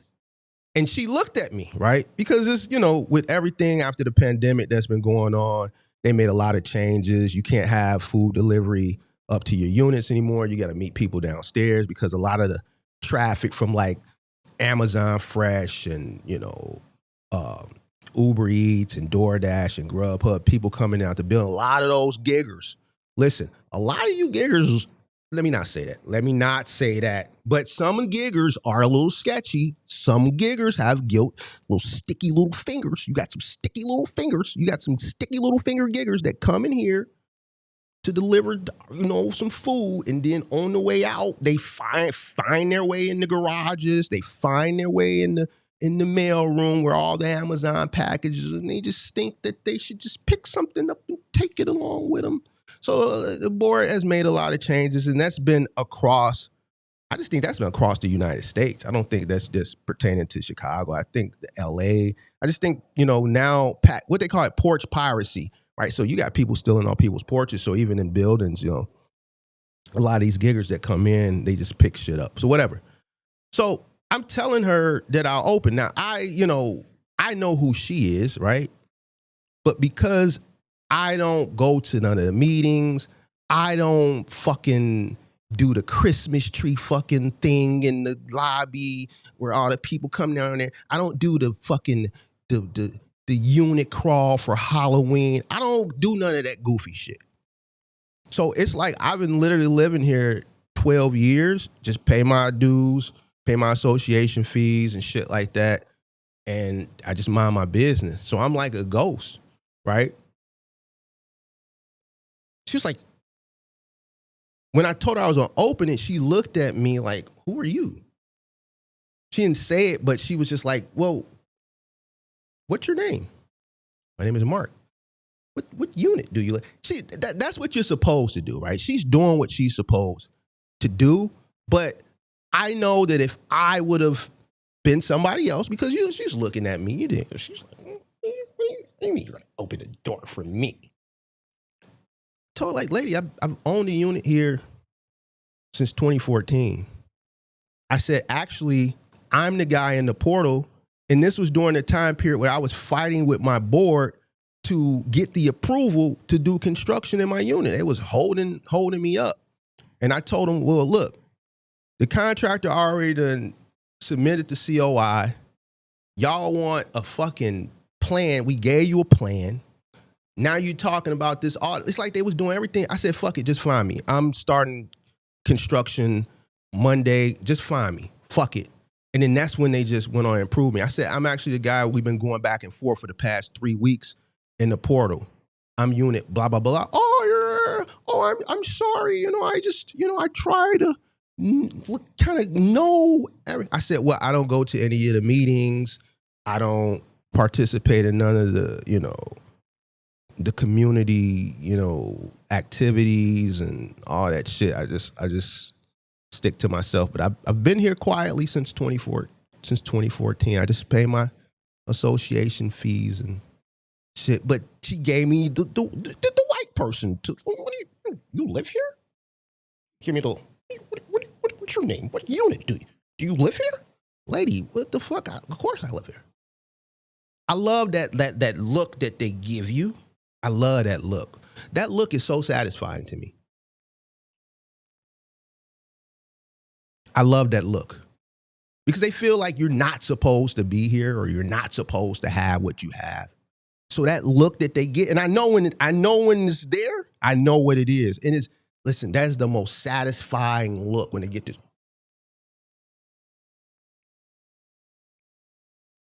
Can I ask you a question? What do you do for a living?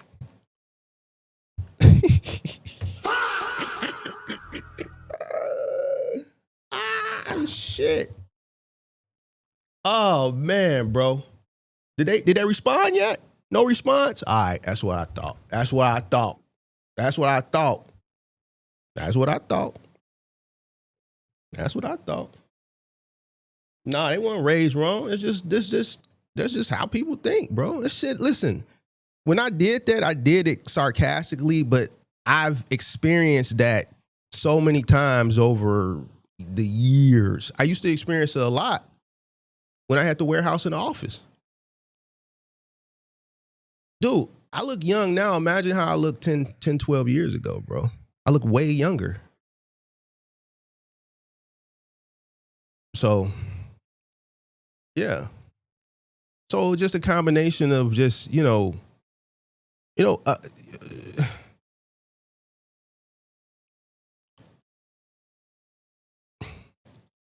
bro, I've experienced it so much, bro. It ain't even like it's not, it's normal at this point. I remember my contractor when he was working here a few months ago. The job that they're doing now, I paid him everything in full 2 months ago. So he thanked me like 2 times, like, man, I'm glad that you could, pay me in full and, giving me the leniency since I did the most of the work, the major work and coming back because this was what they're doing now should have been done in November, right before Thanksgiving. Then I said, no, we'll just do it. And then he scheduled for December 1st or whatever the first Monday was in December. Then he was like, man, can you? And I just said, that's fine. But he kept, man, I said, man, as long as you're going to just do what it is, that's fine. But I don't want to do nothing during the holidays or coming into holidays. But I paid him everything. And I could tell even then he wasn't, because he told me, he was like, man, a lot of people, they just, and you be knowing what they be talking about. He's like, a lot of people, they just want to wait for the whole thing. I said, man, Joe, just, here go just, I said, you know you should come. You know you gonna finish it, right? I gave him you know you gonna finish it, right? You know you gonna finish, because I ain't worried about it. You did what I'm saying? But he thanked me because he was like, a lot of people don't. They want to wait and they want to hold things and they want to just, and I said, bro, I'm not like that because one, I'm a business person. I understand that, in the business that you're in, you got to keep that money coming in. You know what I'm saying? So you need cash flow. So I said, man, I'm a patient person. I ain't just, we're gonna get it done. See, I'm the type of person, I like changing the stigma.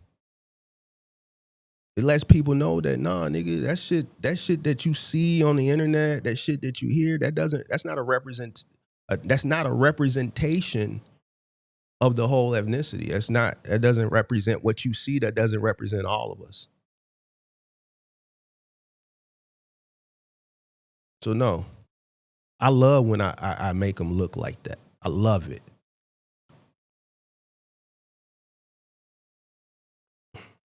Ooh, I love it. See how they don't say nothing? I know you better not say nothing. You better not say nothing. Link is pinned to is it pinned? No, the phone number. Anybody want to call up? Nobody want to talk? Nah, I'm gonna get out of here. Shit. Yeah, white people do that with other whites, with other whites too. It's not exclusive to black. Oh yeah. I don't know. I ain't white, so I don't know what white people get. I know what I get. That should be funny as hell to me. They get, they real stiff, and then they don't know how to just be relaxed and just do like that.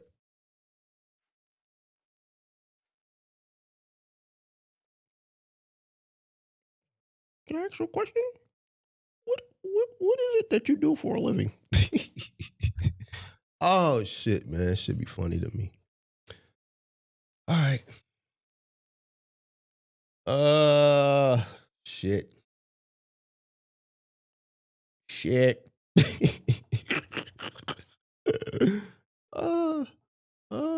Shit. Look at Crazy talking about he love white people tips. What you saying? Black people don't tip? I tip really good, bro. I tip good, bro. I try to change that stigma. So I make sure I tip really, really well.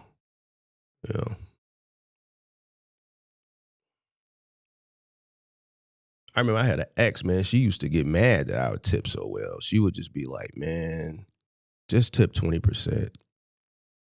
If the bill was like 60, let's say we went somewhere and the bill was 60, I'd just give 100. And she'd take like 20 back or 15 back. You know, she'll do the calculation to find out what 20% of 60 was, you know. And then she'll leave that. So 20% of 20% of 60 is like what, $12? So she'll just take a 20, leave a 20 up there and take a 20 back. She used to get upset with me for that. But I learned that, you know, in tips, especially like when I go to clubs and bars, when I was going to clubs, but bars even still, you know what I'm saying, I tip really well. And it's not really for the service, especially if we're at the bar, if we got a seat at the bar, I tip for the convenience. Like if the bar is packed, and it's two bartenders and you got everybody standing around the bar, you got the people sitting at the bar and you got the people behind the people that's seated and they all, hey, bartender. No, that first time I get service by them, whatever it is I order, I make sure that tip is memorable because now that person knows, okay, this is where the money at. They working off tips. So whenever we make eye contact, boom. Yeah, okay, buddy, they may be next, but they gonna come to me, right? Because I don't want to wait. So a lot of the times where I do that, it really don't be like at a bar. It really don't be for service. It really just be for convenience, especially here, man. Especially here, bar culture here is it's funny. You know, motherfuckers play favorites. You know, people who they see all the time. Obviously, people that's tipping really well. If you not tipping or you not known, you'll be standing at the bar forever.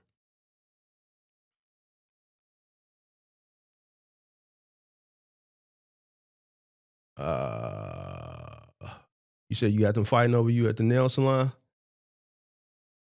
You said white tips are experienced. Hey, crazy. Next, when you come to Chicago, man, I'm gonna order some DoorDash for you so I can give you a nice little tip. All right, crazy. Come do some DoorDash Chronicles. Come do some DoorDash Chronicles in Chicago, man. I'm gonna order some shit so I can leave you a nice little tip. I'm gonna leave you a little tip. I only had about 10 great black tippers, and I know my people are stingy with tips. You said Hispanics are stingy with tips too? All right, man. Hey, when you come to Chicago, bro, let me know. And I'm what you do, DoorDash or you do Grubhub? Which one do you do? Let me know which one you do. I ain't got Grubhub. I don't even got DoorDash. I just got Uber Eats. If you do Uber Eats, let me know, bro. Let me know. I'm gonna keep canceling it until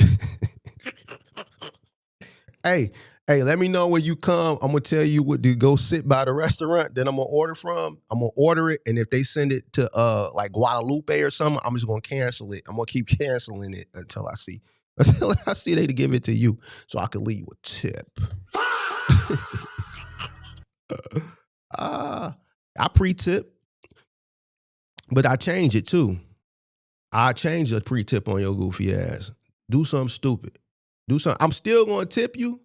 I pre-tip really, really good to motivate.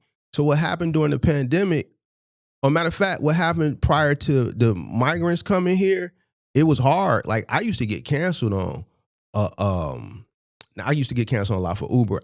Even with Uber Eats and DoorDash during that time, a lot of people would cancel because without putting that pre-tip on there, I guess those orders be real, real low and people be canceling, looking for the high orders. So somebody told me you got a pre-tip because now they include that when they show it so that they see that higher dollar amount and that's what make you accept the order. So I do that and I leave it on there. But here's the thing, bro. Like, don't listen. Check this out, pimp. It's 0 degrees outside. I already got to come downstairs. So if I say, yo, I'm at the door, I'm not coming outside, bro. Only thing you gotta do is get out the car. I'm gonna swing the front door open. Just hand that shit to me, bro. Like if you pull up and we communicating through the app and you say I'm out front and I say I'm at the door and you want me to come to the car, bro, I'm gonna reduce my tip. I'm gonna reduce my tip. I've already done eliminated. You don't even have to bring it up to my unit. I'm in the lobby. Just come to the door. Just come to the door. Just come to the door. Back during Corbett, DoorDash wouldn't show up if you had it tipped until after you delivered. Wow. Oh, really? Maybe then that's why. Because, man, I swear I used to get a lot of cancellations for Uber during. But you know what? Granted, I was working really, really hard during COVID. So a lot of the times where I would order, it would be very, very late. So then, you know, it's less people out delivering. So I guess they siphoning through those orders, chasing for the biggest orders, right? And then a lot of where I live is just a lot of restaurants around, so it's not even that far of a trip. So maybe those orders weren't paying out a lot. But when the migrants came to town, oh my God, bro, I ain't had a cancellation on an Uber Eats since. Well, you don't see a lot of migrants no more delivering, right? Because of what's going on. But that's when they came to town and they started getting on the apps, then all that cancellation shit stopped. They stopped that shit. The migrants, they was taking everything. They wasn't canceling shit. I was ordering shit because I was scared to order shit from further away. I'm like, man, ain't nobody gonna want to come down here, bro. They gonna have to fight. And they gonna be dealing with parking. Because then another thing is parking. Motherfuckers be scared of getting their shit towed. That'd be another thing. Motherfuckers be scared to get their shit towed. City come snatch your car. You double parking your car trying to deliver some food. And city tow truck come and snatch your shit. So yeah, that's another thing that I be having to deal with.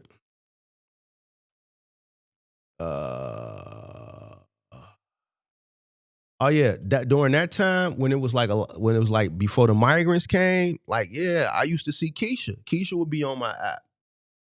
Little red bone, you know, red had her hair dyed red. Would be like Keisha or Tamika. You know, little nice little, you know what I'm saying? Little mama, some little mamas on there trying to get a little extra money for them kids. You dig what I'm saying? And then, motherfucker, you go downstairs, you see that Kia Optima pull up. That Kia Optima will pull up on your goofy ass. You see that 5% tint, and then you would just see that head pop up from that passenger side, and you be like, "Damn, she got a man with her doing the Uber Eats, man. This goofy ass motherfucker can't go get a job. Why he got her out here doing? Why he the passenger side? So you thinking she finna get out the driver's seat? Fucking man get out the driver's seat. Fucking man get out the driver's seat with your goddamn it. You know, I like to order like I was ordering a lot of Doc B's at that time. God damn it. What was I eating during the pandemic? A lot of Doc B's, a lot of motherfucking shit. What was I eating during the pandemic? Portillos. I was ordering a lot of Portillos. A lot of Hooters. Motherfucking man, get out. Ma. Yeah. For Ma. Yeah, Marvin.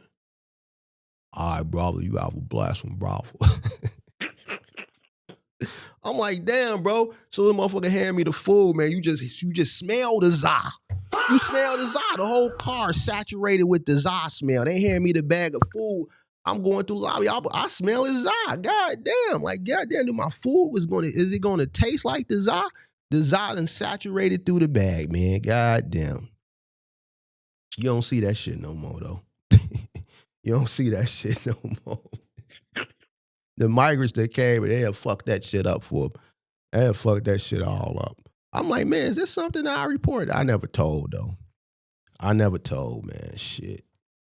Yeah, I was looking forward to see little mama. You know what I'm saying? Shit. Yep.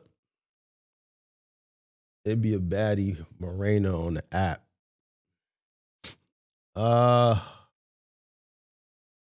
You know what? That happened to me one time. Listen, I swear for God on everything I love. Let me tell you a story. So one time, this was This maybe about 2017, maybe 2018, 2017, because it had to be around that time because Uber Eats. Yeah, it had to be 2017 and 2018. So I'm sitting in the office. I'm bogus. I could have went down the street to McDonald's. McDonald's is literally right down the street. I could have just drove down there. But I was bogus. I was lazy. So I ordered some McDonald's. Literally, the McDonald's is 2 blocks away. I ordered some McDonald's to the office. I see little mama on the app. She picking up the McDonald's. Bro, why this lady pull up into my parking lot? Right, I go out. She got all her kids. No, hold on. I'm lying. She picked my McDonald's up. After she picked my McDonald's up, I forget the school that's right around the corner from McDonald's. So she picked my McDonald's up. Then instead of her just coming straight down the same street that the McDonald's is on, she goes the opposite direction for like a quarter of a mile, makes some turns, and sitting there. She's sitting at this place. Whole time come to find out, she go pick my McDonald's up, then go pick her kids up from school. I'm looking at this shit on the app, bro. And then after she picked her kids up from school, then she came and brought me my food. Bro, why when I get back in the office and open the bag, because you know they put the sticker on the bag when they fold it to put the sticker to hold the bag and shit to open.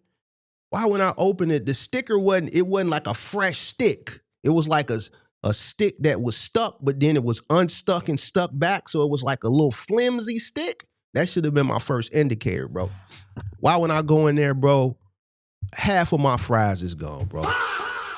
She done fed her kids some of my fries, bro, to hold them over until she got them to the crib, bro. I swear for God on everything I love, half my fries was gone, bro. Half my fries was gone. She fed her kids her trifling ass, bro. She fed her kids half my fries, bro. What up, Sil?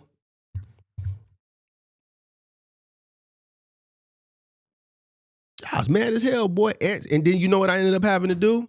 What I should have did in the first place. Getting in my car and driving down the street to McDonald's. I went down and they said, man, this thing was full of fries. We put the whole, because you know how they do it. It was a large, they scoop it and then they put it in there. So you know it's going to be at least up to the little thing. Man, that shit was like under, you know, with the McDonald's, you got the little, it's like a large, but then it got the little swoop in the front so you can see the fries sticking up, but then the back is high, but it got the little swoop and the fries sit in there. The fries only came to the swoop. They didn't go past the swoop. So that's why I said, man, I know they ain't bodine on the fries like that. And then another way I know is because there's normally some fries that's at the bottom of the bag that's done came out. It wasn't none at the bottom either. She fed them people. She gave her kids my fries. Just don't eat them all, y'all. Just eat a few of them. Eat a few of them. And close it. Here, give me the bag. Dante, give me the bag. Dante, give me the bag. Me too. She took a little nail. You know, she got the long nail and she like that. And she said, huh. She distributed it because she wanted to. Man, I took my shit back. They apologized, and after that shit, I said, I can't order no more McDonald's in the hood no more. I can't order no McDonald's in the hood no more. Even when I order food now, if I order something and it come with a drink, I don't even drink the drink. I toss that shit. I don't drink shit that's not like locked like a cap. If it ain't no cap, if it's like a fountain drink, even if they put the sticker on it, they could still flip the lid and spit in your shit. I toss that shit, bro. I don't drink nothing. I don't trust nobody. You can tell if the food been tampered with, how that shit coming, how they seal the bag. But the drink, you can't tell. Just because they put the sticker on the part where the straw go in, they can still flip the lid and spit in that shit. They could fucking put their joint in that shit and stir it around. All types of sick ass shit. I don't trust these people, bro. So any fountain drink, you would do what you want to do. Man, that shit get tossed. Oh, straight. Drink that shit. If I'm forced to get a fountain drink, I just buy it and toss it when they get here. I don't trust no motherfucker. Yeah, shit, fuck that shit. Y'all probably be thinking now, like, damn, why he say that? Because I sure be drinking my fountain drinks, don't you? Some of y'all like, why you say that? Now I'm finna toss every fountain drink now. You like, damn, I drink every fountain drink. I never thought. See, if you never thought like that, that means you might be a middle American. You might be a middle American, you know? Like we always see me, I'm always thinking, I don't trust a motherfucker. I don't trust a soul. Nobody. I don't know what people do. I don't eat off food trucks. I ain't never ate off a food truck. I don't eat that shit, bro, because I don't know what these people be doing. You're in a truck. You're in a truck. I'm not eating off of that. Not eating off of that shit, boy. I'm going to a restaurant and that's it. Mama didn't even let us eat back in the day. And this is because of mama. Mama was real strict. So you got two different types of ice cream trucks. You had the good humor truck back in the day. You still got the good humor truck, which is the ice cream trucks where it's the packaged ice cream. You used to have the WWF Superstars ice cream, you know, the Bomb Pops, the strawberry shortcakes, just shit that comes in packages, the good humor trucks. And then you had the truck where they made the ice cream cone on the truck, right? They got the little ice cream mixer and they put it under there. She would never let us eat off that truck. We could only eat off the good humor truck because the good humor truck was obviously was packaged, you know, so it couldn't, you know, you don't know the other ice cream truck, if they cleaning it, how they maintaining it, shit like that. So that just stayed with me. She would never let us eat off them trucks. So to this day, that shit is still instilled in me. I don't eat off food trucks and shit like that. Yeah. Yeah, I'm real particular with shit, bro. Real particular. The flavor comes from the sweat drops. Yeah, see, that's what I'm saying. I don't like nigga like crazy. If you deliver my food, especially if I had a drink, I'm 100% tossing the drink, but I'm gonna make sure it ain't like a little sweat or nothing didn't leak on the bag, bro. Straight up. But to be honest with you, I ain't really been ordering Uber Eats like that. It was a lot of shit, you know, ain't here no more. Shit. I used to order a lot of restaurants ain't here no more. They done left. Shit. I used to order Grand Lux Cafe a lot. You know, I used to order a lot. Grand Lux Cafe left Chicago, downtown. Just a lot of restaurants is gone. Pandemic fucked a lot of shit up.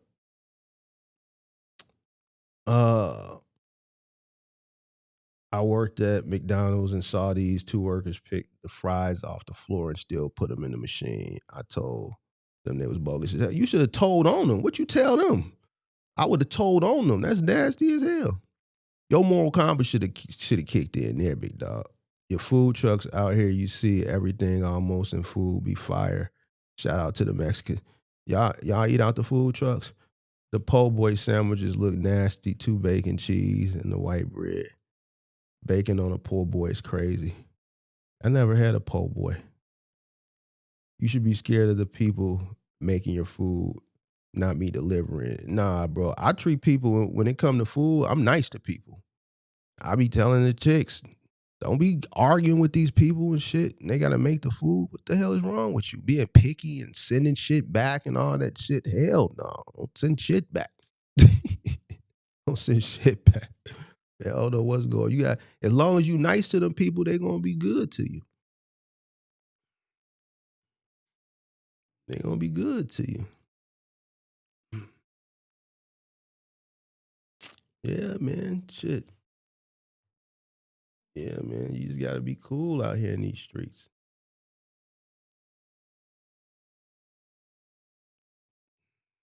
I never worked in a fast food restaurant, but I was always curious. Like fast food restaurant is always something I wanted to do for a day. I want to work at a fast food restaurant for a day. The drive-through, only the drive-through for a day. I want to be a police for the day. I want to do fast food, the drive-through. I want to work the drive-through for a day. I want to be a construction worker for a day. It was something else I wanted to do for a day too. I think that was it. I want to work the drive-through for a day, be a police officer for a day, and do construction for a day. I think there's one I'm missing. I gotta think about it.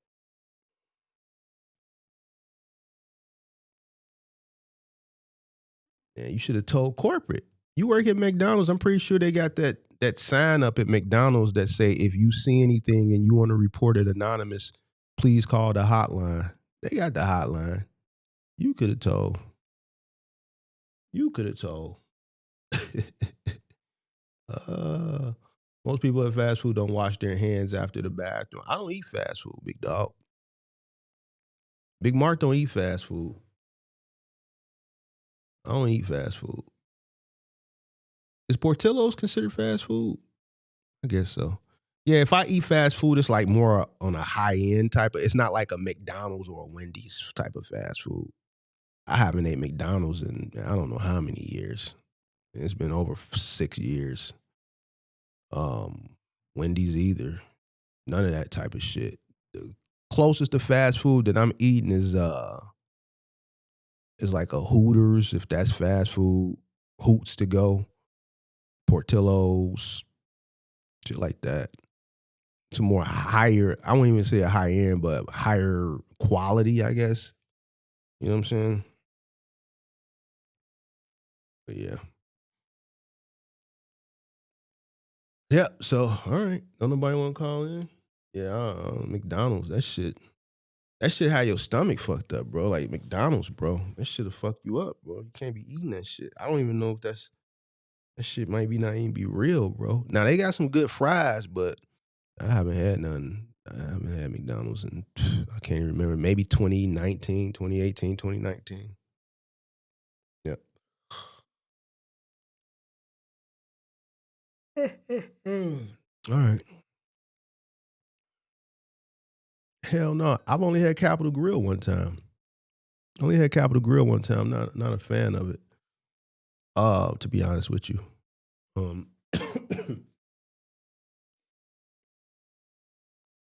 Yeah, I'm not a fan of it. I go to Morton's before I go to Capitol Grill. Morton's got a good Cajun ribeye. Go to Morton's, get a Cajun ribeye. Yeah, before I go to Capitol Grill, I just go to Morton's to get a Cajun ribeye. I go to Roof Chris. And you already know what I want at Roof Chris. I'm getting that stuffed chicken breast. I'm getting that roof meal where you get the stuffed chicken breast, you get the side, getting that sauteed spinach. Getting that sauteed spinach, that roof chicken, that stuffed chicken breast. Come on, man, stop playing, boy. Tweaking. Fogo du Chao? No.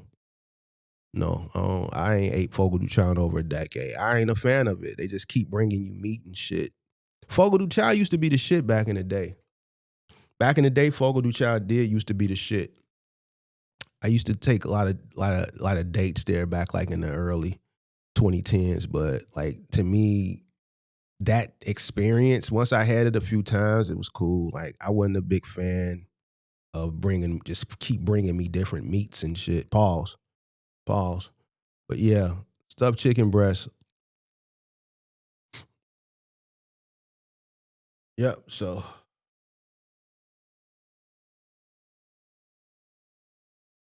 You said Roofs is graduated upper echelon type shit. It is? I don't know shit. Motherfuckers just go to Roofs and sit at the bar and eat lunch. I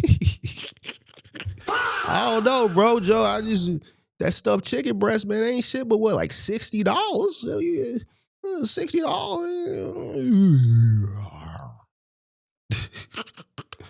Around, just go to Roof and I usually just go there and eat lunch. But shit, they done took that shit from downtown Chicago, so I can't even go there no more, man.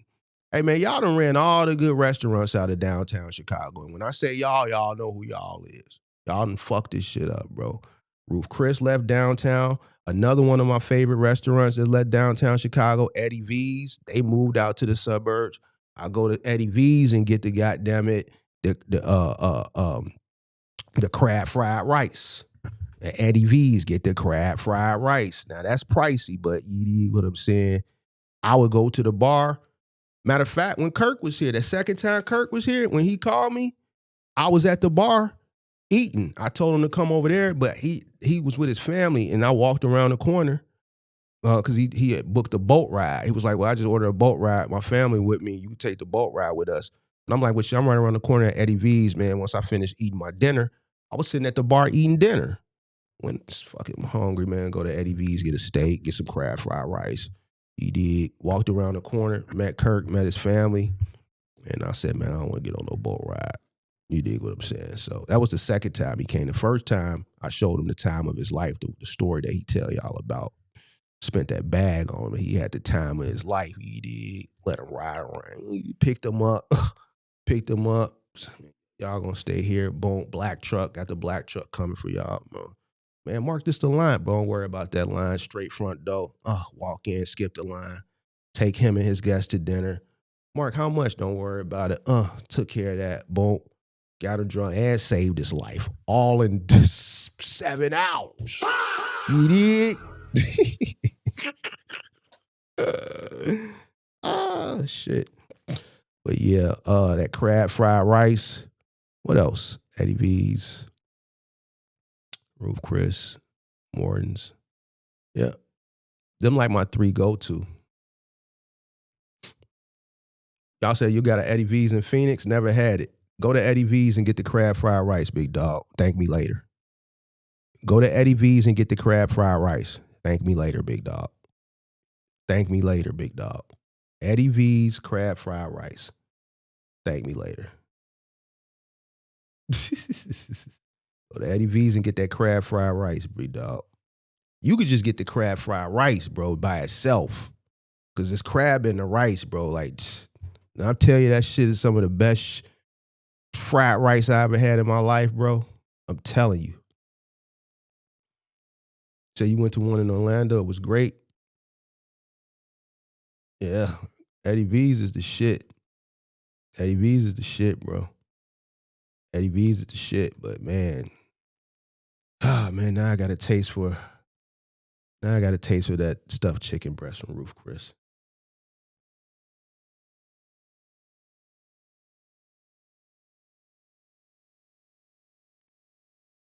You know, if she's taking you on a date, she's gonna look at the most expensive part of me. Not necessarily.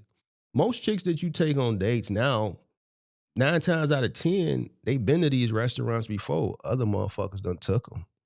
Unless it's a new restaurant that they want to try some shit like that. So for the most part, that happened to me one time and it wasn't on a date. So I was chick I was dating 2014 to 2018. I had called in a favor. One of my workers, his wife was a director at a hospital that, is a very prestigious hospital. I'm not gonna go into details.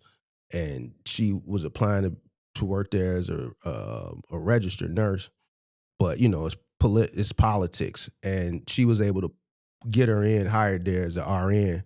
And I took him, and as my thank you for, networking, he worked for me, but her pulling her in, because when she applied before, it just they didn't even call her in for an interview. I said, man, I want to take y'all to dinner. And shit, his wife, she made the most of that dinner. I took her to a seafood spot, and you know what she ordered? Somebody take a guess what she ordered. It was a seafood spot. Just take a guess what she ordered. I'll let you know if you got it right. Even he was mad at her. He felt like, man, Joe, like, why would you order that? I wasn't tripping though, but I appreciate the, I'll give you a clue. It was a seafood restaurant. No, it wasn't lobster. It wasn't lobster. The shit on the menu is more expensive than lobster. One lobster. One lobster. Jay got it. She ordered that king crab on my goofy ass. She ordered that king crab. She got that king crab on my goofy ass. She took advantage of that. He took advantage of that. He was mad too. He told me, like, he's like, man, I told her, like, why would you do that? You don't even order that when you come here with your girls. You don't order that. You don't even order this when you come here with your girls. Why would you do that? She felt like shit. She pulled my chick not only to the top of the line, she pulled her all the way in. Shit. That's worth a king crab, you dig? So I wasn't tripping on it. I wasn't tripping. When you tell a motherfucker You know, I want to take y'all out to eat just as appreciation of what you did, and just order what you want. And we sitting there and drinks and shit like that. Motherfucker ordered that king crab on the motherfucker. Yes, sir. Or that king crab. Yep. Yep. That's the only time that happened to me was someone went out and just ordered the most expensive thing on the menu. So, yep. Yep. Yep. Yep. Yep. Yep. Yep. Yep. Yep. Yep. So, yep. So, but yeah. All right. Yeah. King crab. All right, that person from the other channel, they didn't want to come up, or they just want to start shit. Okay, I don't blame you. I don't blame you. I don't blame you. I don't blame you. All right, let me turn that off. Let me get out of here. Rid of that. Rid of that. What time is it? 4:29. Yeah, I think I'm gonna hit the gym. Yeety. First date, you going through the drive-through? Oh well, you ain't gonna get you no monkey, big dog. You ain't gonna get you no monkey going through the drive-through, big dog. Or she hit. She must be hit. you you taking it through the drive-through on the first date. She got to be hit, big dog. She got to be hit. And when I say hit, not hit popped. She got to be popped. Said first date she cooking. Hey, Yapu. See, I know you ain't you out of tune, bro. We not pulling up to no chick crib on no first date, bro. That's a no. You don't go to a chick crib, bro. It's open, bro. You never know nowadays. So I know you tweaking. You don't go to chicks' cribs, bro. Fuck is wrong with you? You tweaking, bro? We might not never hear from you no more. What last time I heard from Crazy, man? Last thing he was excited about a date. He had a date with a chick. And what did they say it was going? Yeah, he said he was going over her house to cook. And that was the last we heard from Crazy? Yeah. Crazy. Nobody goes over chicks' cribs no more, boys. Well, crazy. Ain't you married? Wait a minute. Ain't you married? Oh, yeah, we getting back, man. We getting back healthy, bro. We going to the gym, too. We finna get ready to go to the gym. Finna get off here and go to the gym, man. I think we're going to go ahead and hit the gym, you dig? She meet up, bro, with you again. She not there for your money, bro. We don't go to chicks' cribs on first dates, bro. At all. Not all. No. Matter of fact, I don't want to really go to a chick crib at all, bro. To be honest with you. To be honest with you. If anything, you could come back here. I don't need no fuckers. What the fuck is over there? How much you bench? About 185, now 175, 185. Yeah. I don't do too much no more, bro. I'm getting old. Yeah. Yeah. I don't go past 175, 185. I just lift my weight, bro. I don't go past my weight. All the ego shit is I'm done with that shit, bro. Ice storm hitting this weekend. Yeah, ice storm hitting this weekend, and it's gonna be like negative 35 or some shit. I saw, bro. I saw.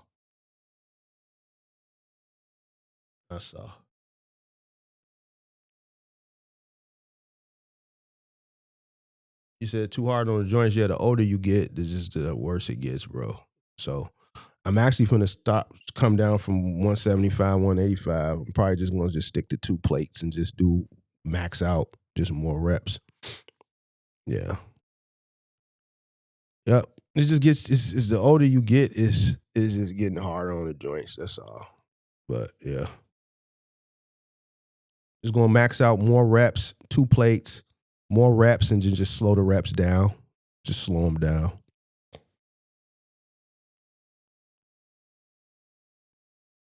Pilates. You trying to be funny, big dog. You trying to be funny, but it's cool. You could crack your little jokes, big dog. You can crack your little jokes. It's cool.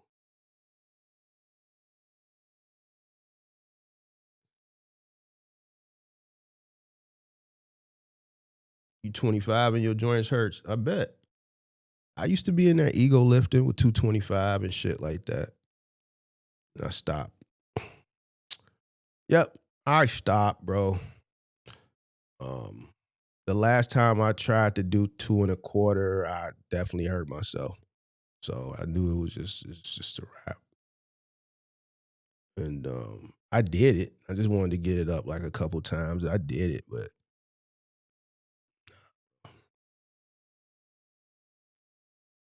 why do guys lift weights for looks, not strength? I think it's for the looks and the strength. You want to look nice, you want to look nice and presentable. You want your shirts to fit you right. You don't want to have your shirts, sagging and all that goofy shit. You want that shit to fill out around the chest area. You feel what I'm saying? And you want to stay healthy, bro. You never know. You might run into one of your ops in the street. You might have to go upside their head and be able to defend yourself. Crazy. Crazy. You like jumping from channel to channel to mess with you. So you might want to go to the gym so that you could be able to defend yourself. You want to stay in shape, bro. Health is wealth. Health is wealth. And it's something that requires discipline. I've done it on my back before, but not free weight. I've done it on my back before on the Smith machine.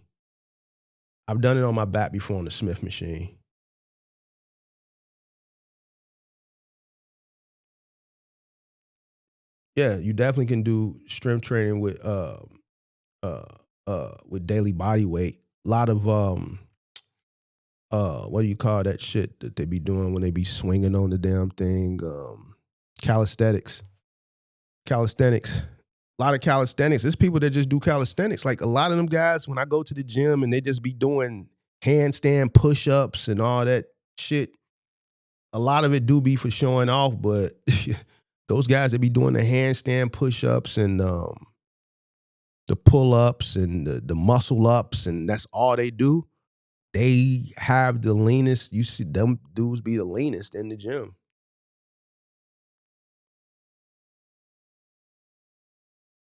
Yeah, them be the leanest guys in the gym. Guys that be in there doing all the funny shit.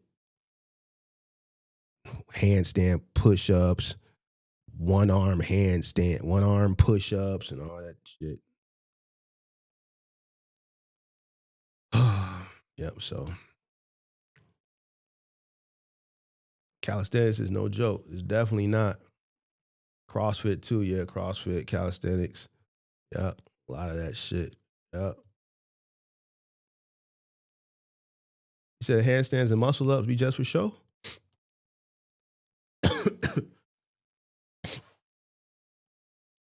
Yeah, them handstand push-ups, and I be seeing people in the gym trying to do them. Like they'll go to the wall, and then they'll, they do the handstand. And they use the wall to kind of prop them up as they going through the process for them to get out there further and further away from the wall. And I just be like, bro, anybody got time for all that goofy shit? I'm gonna come in here, get my little 2 hours in, and I'm gonna get the fuck gone. You dig?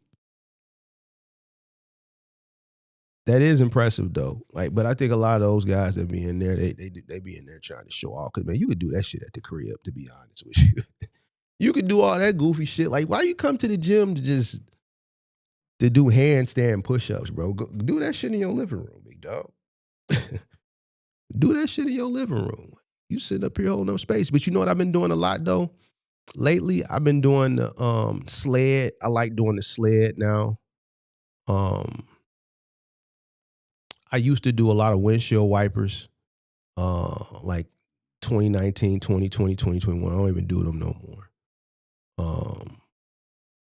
I did a lot of windshield wipers.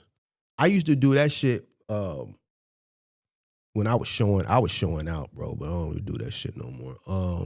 I like using the sled now. The sled now, I notice I can get my heart rate up really, really quickly.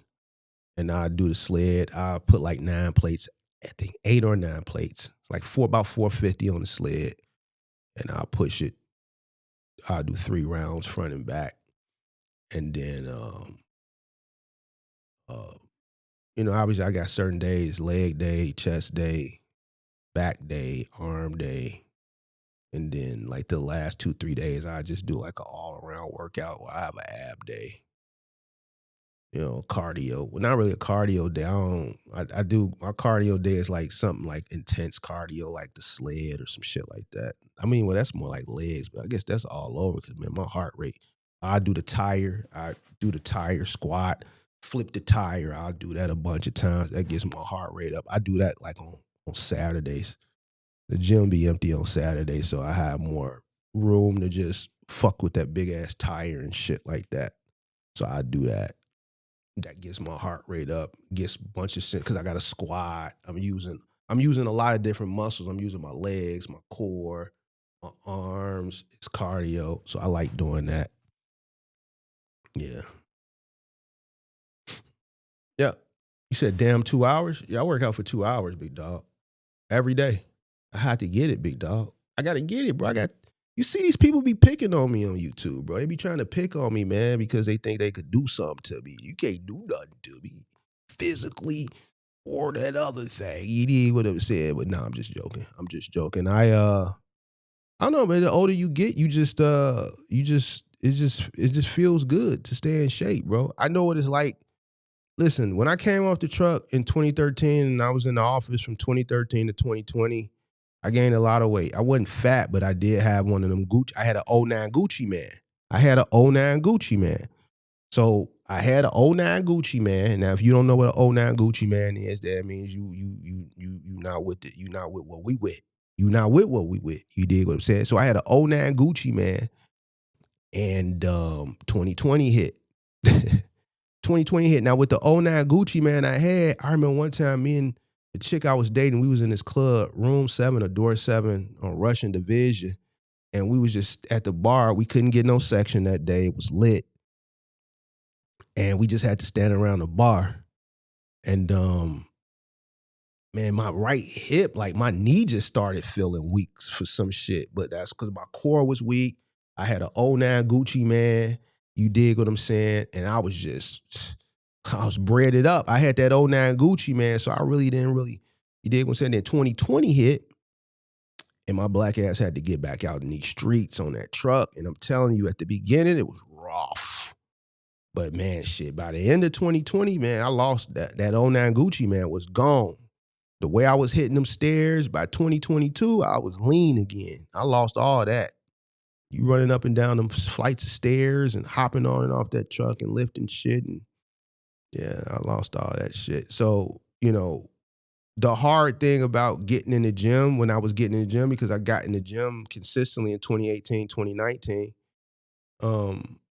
was being consistent, being disciplined, and shaving off all that shit that I had picked up from just eating bad, a lot of sitting in an office, a lot of Uber Eats in McDonald's, a lot of dinner dates at Roof Chris and Gibson's and Steak 48 and Morton's and all that shit, consuming all that shit. A lot of, club night sections, rose, fucking whatever, Don Julio and all that shit. And, getting all that shit up off you and it's not easy. So what I know what it would take to, if I were to let myself go again, to have to get that shit up off me, I don't want to go through that shit. So it's just easier to go through the gym 2 hours a day and just stay in shape. Getting older, I got to stay in shape, big dog. God has blessed me with the body. I have to take care of it. The same line, this body get returned to the ground once you pass on. So spirit leaves your body goes to the ground. So I'm going to take care of the body that God gave me. When it go in the ground, go in the ground, but I'm going to take care of it while I'm here as much as I can, so, got to take care of the body. So, yeah, so I don't want to go today, but I got to. Said '09 Gucci, the bird print days. Yeah, that '09 Gucci man belly. run a hot shower and put a towel under the door in the bathroom, create a sauna. Yeah, you the second person to tell me that. I'm gonna do that today, man. I'm gonna do that today, man. We gonna run this shower, put a towel under the door. Yeah, I'm gonna do that today. You the second person to tell me that in here. They got a sauna at the gym too, but I'm just like, I don't know, bro. Like that shit. Like, man, them motherfuckers be going in there, bro. You know what I'm saying. I ain't finna repeat it, bro. I just don't. I don't know if that's cool. Like, because I see some people coming out. Don't you know when you walk in the locker room and you don't expect to see, you just motherfucking just right. So these motherfuckers coming in and now you got some that, got a little, dignity about themselves. Some, they thinking this a locker room in 1966 or some shit. Like, bro, you can't do that shit anymore. You dig what I'm saying? So I just don't know if it's like, going in the locker room in the gym, just sitting in there with motherfuckers. So nah, bro. The last time I was in the sauna, normally I get in the sauna if I go to a bathhouse, like Ancient Bath here, you know what I'm saying? But like at the gym, nah, bro, straight. Straight, man. The motherfuckers be in there, bro. They be coming up out of everything, man. I don't want to be sitting in there with y'all motherfuckers, man. I'm straight. But yeah, man, yeah, I'm gonna do that. I'd probably do that today. Stick a towel under the door, run that shower. You dig? Yes, Lord. Yes, Lord. Yes, Lord. Shit, your gym don't be like that. Yeah, well, shit. Lucky you. I live in, an area, where you get these people, bro. It's populated, bro. So they got home saunas on Amazon. Yeah, I'm on. Nightcrawler and Pippi gave me the hack for the sauna, so I'm gonna try that when I get back later on tonight. But I appreciate y'all, man. It was a cool little live stream today, man. We didn't get bothered, thank God, by the grace of God, and hope everybody enjoys their night. Depending on what's going on tonight, how I feel, I'm looking on YouTube now. With so many live streams right now reacting to this. Let me see. Right now, I'm looking at. I just clicked live. Yeah, 1, 2, 3, 4, 5, 6, 7, 8, 9, 10. I'll just show you. I just clicked on live. These are all the people that's live right now reacting to this shit.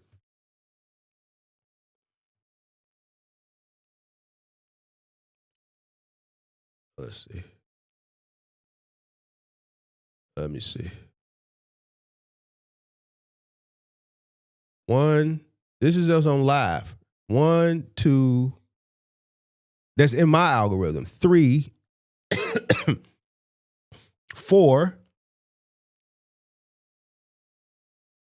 5, 6. People posting his wife and kid. 6. Yeah, this shit crazy. 6.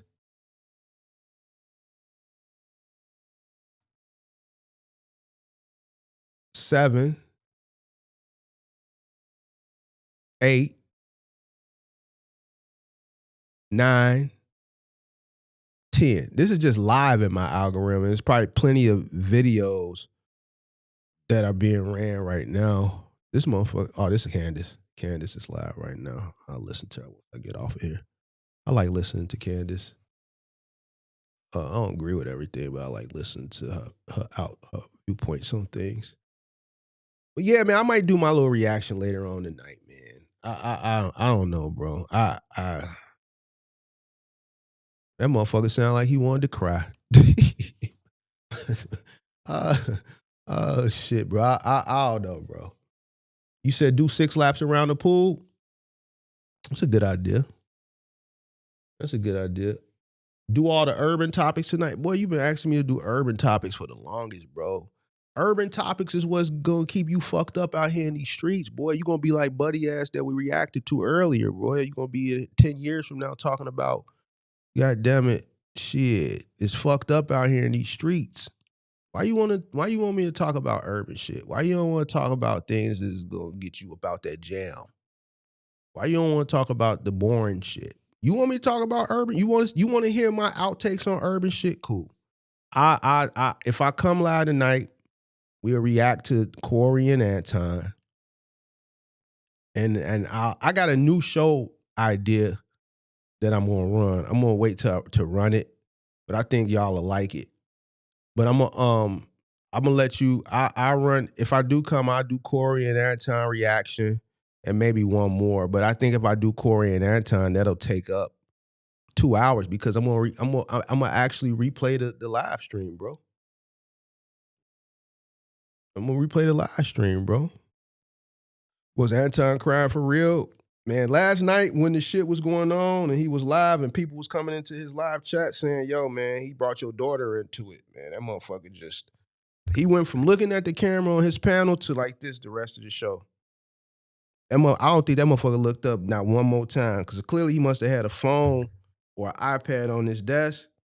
That motherfucker took his glasses off. It ain't funny, but bro, it's what I'm saying. You can't be fucking with people on the internet, bro. You never know when or how the person is going to respond. And then you have to measure who has, like, boy, that motherfucker took his glasses off.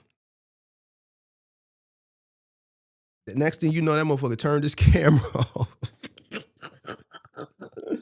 And that was it.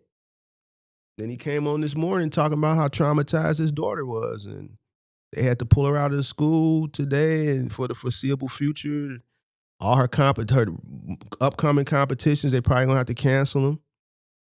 She's been crying and she's traumatized. Clearly, she probably started getting text messages and, you know, the wife was in it and now she's being plastered. One thing I can say, he's done a good job as far as keeping her image off the internet. How they got her image, I don't know. Maybe that was out there, but, you know, if you watch him, he's very cautious when she comes into the room.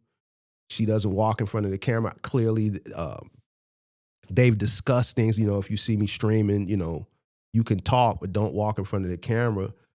I kind of assumed what we saw. I'm not going to say if you know, when he showed the picture, what we saw, you know, if you know, you know. I kind of assumed that anyway, just from like, just conversations you would hear if you're watching him when he's streaming, like her selection. He bought her like 3 or 4 cars. When she asked for a pickup truck, I thought that was kind of strange for a girl. You know what I'm saying? So it popped in my head, but, you know, it's still a young adult, and I didn't want to assume anything, especially without any facts, you know, or visualizations, especially as it pertains to a kid. But now since we saw yesterday, you know, you did, you know, so, and, you know, Corey, he even touched on that, bro. I think everybody should take that as a lesson. I think internet beefs, for the most part, are going to change after this, especially in our algorithm. I think people are going, you know,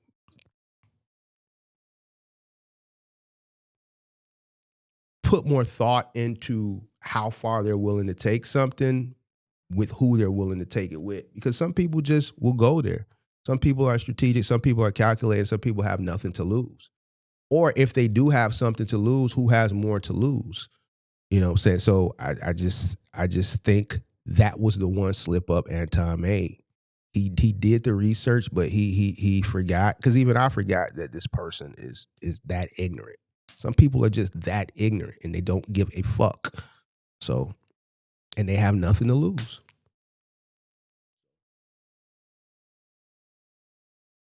I don't think it's cyberbullying, bro. I don't think that's, well, you know what? See, I haven't, like, as far as those terms of services, as far as the kid and shit, I would never do nothing like that. I mean, when me and Kirk was going out back and forth, he's unfiltered. I used to say, yo, I ain't gonna bring it. Wife and kids ain't got shit to do with it. You dig what I'm saying? Motherfucker, personal shit that I know about him, if it didn't relate to the content, you guys that watch me all the time, if it don't relate to the content, I ain't gonna take it there. If I take it somewhere outside of content, it's not gonna be online, and you'll never know it was me. The person that it happened to wouldn't even know it was me. You dig what I'm saying? So, but if it's content, it shouldn't even have to get that far. What this is, it's something that it has gone, beyond content. And I think the reason why is because there was malicious intent initially when he went there. I think he went there, like I said in my original reaction, was to do what he did, right? He just did it with a motherfucker who just an ignorant motherfucker. So not out there. It's a possibility since he plastered the girl. The wife, not so much, but the girl, I don't know what can be done as far as that. It might be cyberbullying. I don't know. You can get channels taken down for kids. Yeah, so yeah, I don't know, but now it's everywhere. I mean, you got people that's putting the kid on the thumbnail. Hold on. Let me see. Where is it at?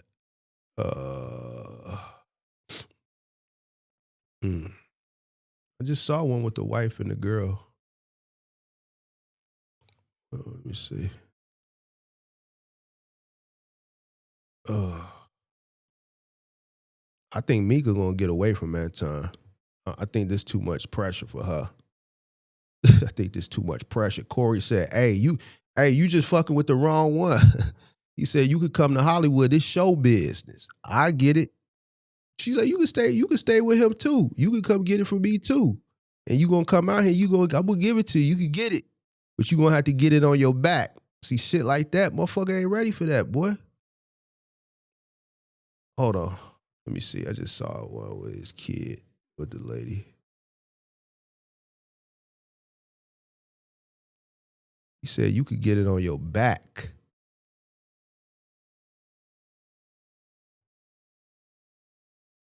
Ooh, where is that shit at? Right here. Now, this ain't even the picture that Corey put up. This one over here. This one right here. This ain't the picture Corey put up. It was a picture of her by herself. But now people is putting the pictures up as they thumbnails. So, man, they running call-in shows on this shit. Motherfuckers is running this shit. Let me see. This motherfucker got damn near 300 people watching. This motherfucker got damn near 400 people watching.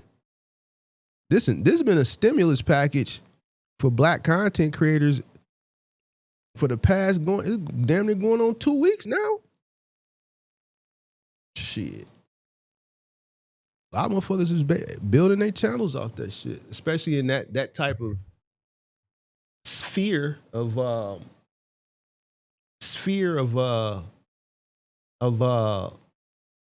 content creation. I gotta switch these cameras too, bro. I keep saying I'm gonna do it, and I never do it.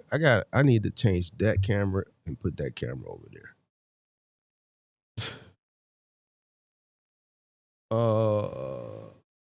Said he bit off more than he could chew. Man, I'm probably gonna talk about it tonight, bro. I just know that when I talk about it, it's gonna usher in a whole new audience, right? Because they're gonna see me live like it did Friday night when I did it, and we had all them people in here on a Friday night.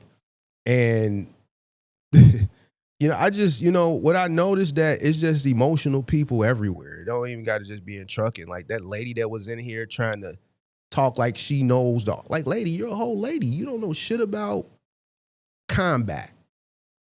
Anton, they would have did something to him because, Anton had a armed, trained security with him. That don't mean shit. She thought because Anton had an armed trained security with him that Corey would have got hurt. I'm like, that don't mean nothing. You know how many armed, trained security guards done got they shit knocked back?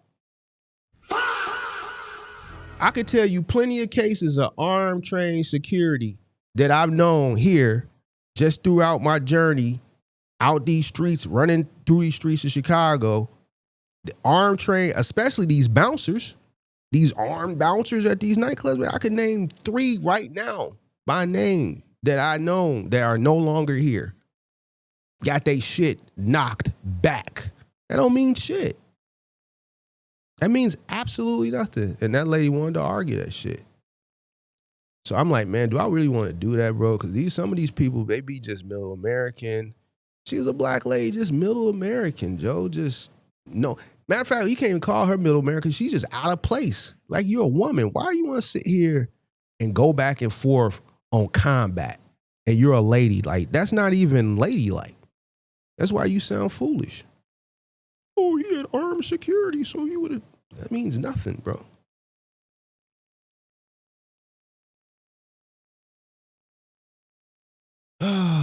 Whatever. You said it's gonna bring the ignorant urban folks? I know, bro. You saying I should just do it anyway? All right, man. I'm gonna go to the gym, man, and go get some dinner. And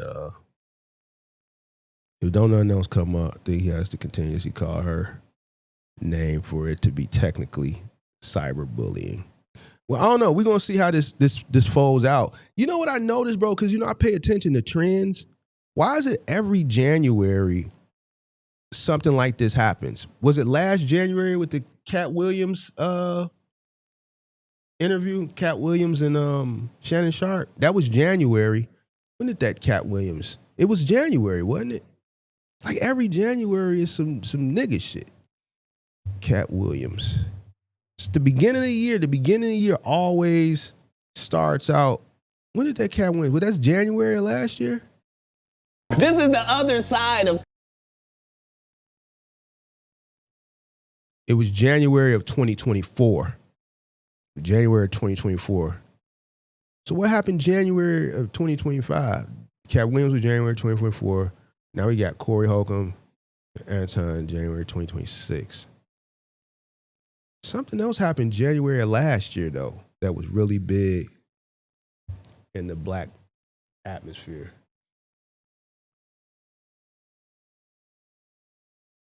No, it was January. It was just January 2024. It should have been 2 years. That Cat Williams should have been 2 years, bro. It was January. That interview came out January 3rd. January 3rd. January 3rd, 2024. Right here. He almost got 100 million views on that video. That's probably that's definitely his biggest video. All right, y'all. Let me go ahead and get my ass to the gym. All right, man. Peace. I'll catch y'all tomorrow. Peace.